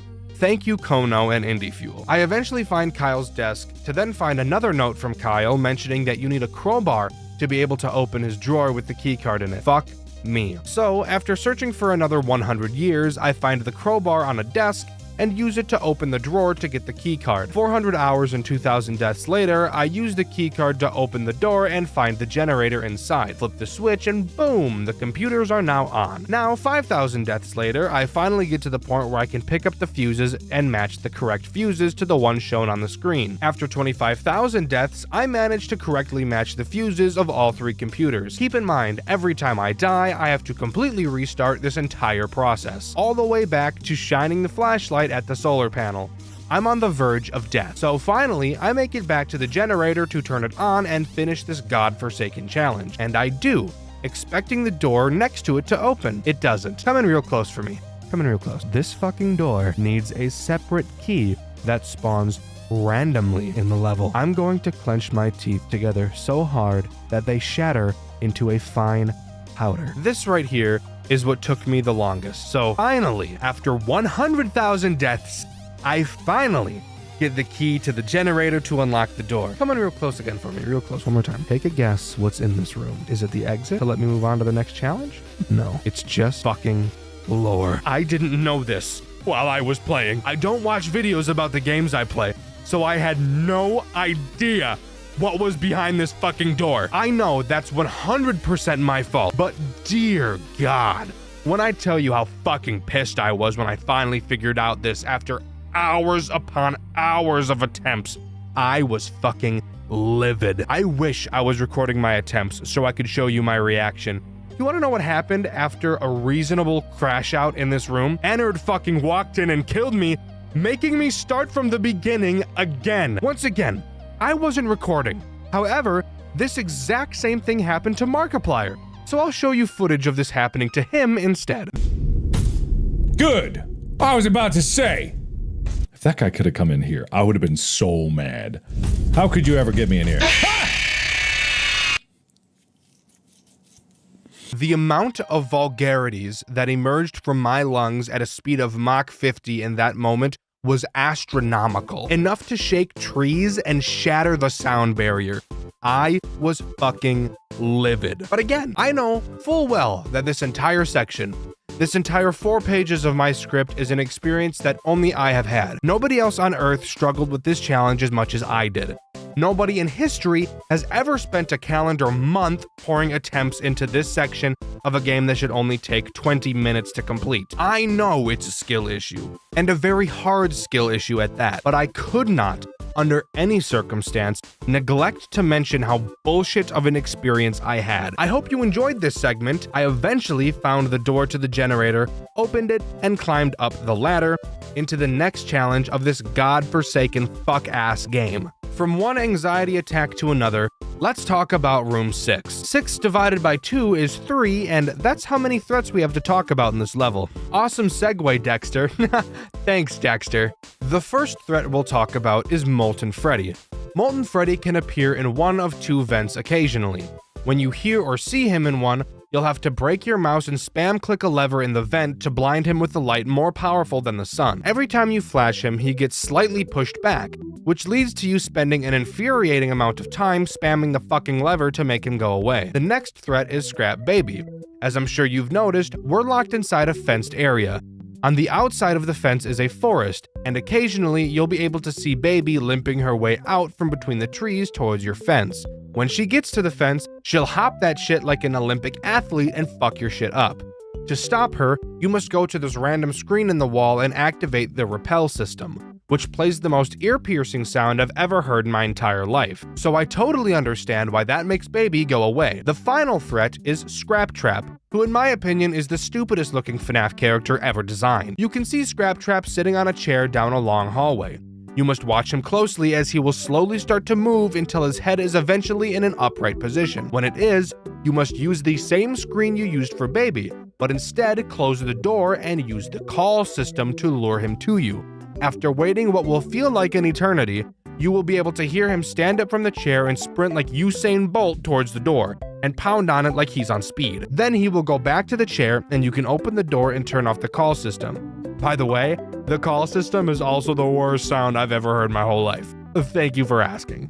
That may not sound all bad, but having to deal with all 3 of these fuckers and do the other bullshit we have to do, I promise it will become difficult to manage. So what is it we have to do? Well, the goal is to remove the chains from a fence gate so that we can open it. Simple enough. To start, you'll notice another screen different from the one used to defend yourself. On it, you'll find the opening minigame from Five Nights at Freddy's Pizzeria Simulator. You will need to complete 4 levels of this game, which in and of itself isn't a hard challenge, but when the music is pretty loud, listening for the other characters can be a problem, especially when Scrap Trap doesn't make any noise until it's already too late. After beating this game, you will unlock a prize that we can't access at this moment, so we'll get back to it in a second. Afterwards, you'll need to look around your surroundings to find 2 pieces of paper with a number ranging from 1 to 3 on them, accompanied by a silhouette of a FNAF character. You can use these pieces of paper to input a code into this little toy thing.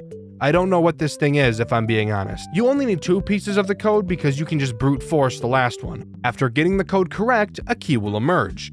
Take that key and run down the hall and unlock a door to the right of Scrap Trap. This is personally where I think this level gets specifically hard, since we'll be spending most of our time in here now, meaning we won't be able to hear Scrap Trap and Molten Freddy, so if you forget to check on them, it's basically GG's. Inside this new room, we can finally obtain the prize we got from beating the Pizzeria Simulator minigame, a Faz coin. You'll notice a projector that's projecting a cut-up piece of paper on the wall.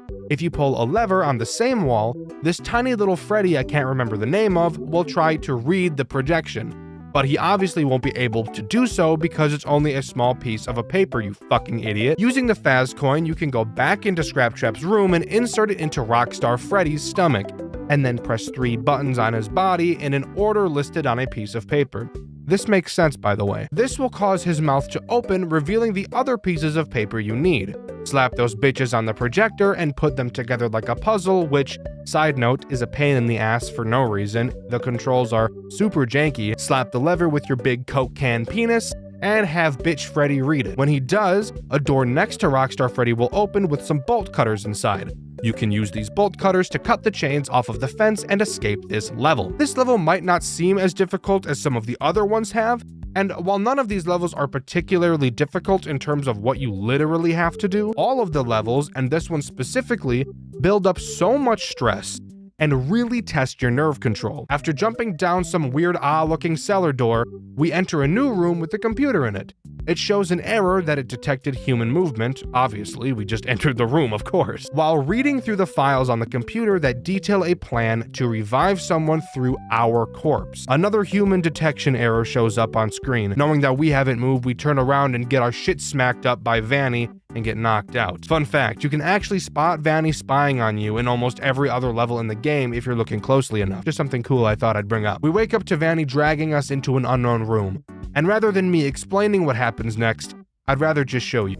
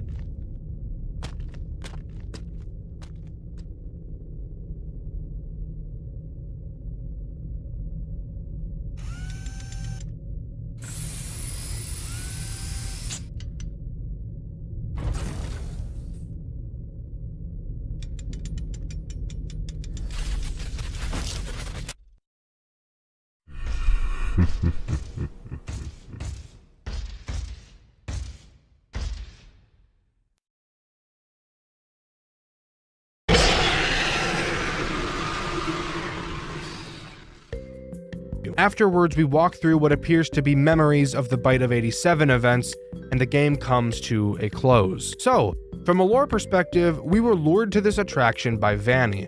You may remember at the beginning of the game we got a text from a friend telling us how cool this attraction is, and in the secret lore room, which turns out to be Vanny's secret room, she has a whiteboard full of steps on how to use remnants. One of the steps involves sending a message to someone, seemingly to lure them in, and what do you know, we got a message to come here. Also in that secret room is a tape that can be watched going over how to extract remnant from people. So what the goal seemingly was, using my enormous brain of theorization, the plan was to lure us to the attraction, extract remnant from us in order to give power to William Afton, which is what we are seeing happen in the final cutscene. Case closed. I'm a genius. But as far as I'm aware, that's all the glitched attraction has to offer. Although this game put me through 4 brain aneurysms and a heart attack, I still think it is one of the most impressive FNAF fan games ever made. The amount of detail, skill, and effort put into this is only matched by the other kings of FNAF games, and that cannot go overlooked. I highly suggest you give this game a try, even if you think it's too hard.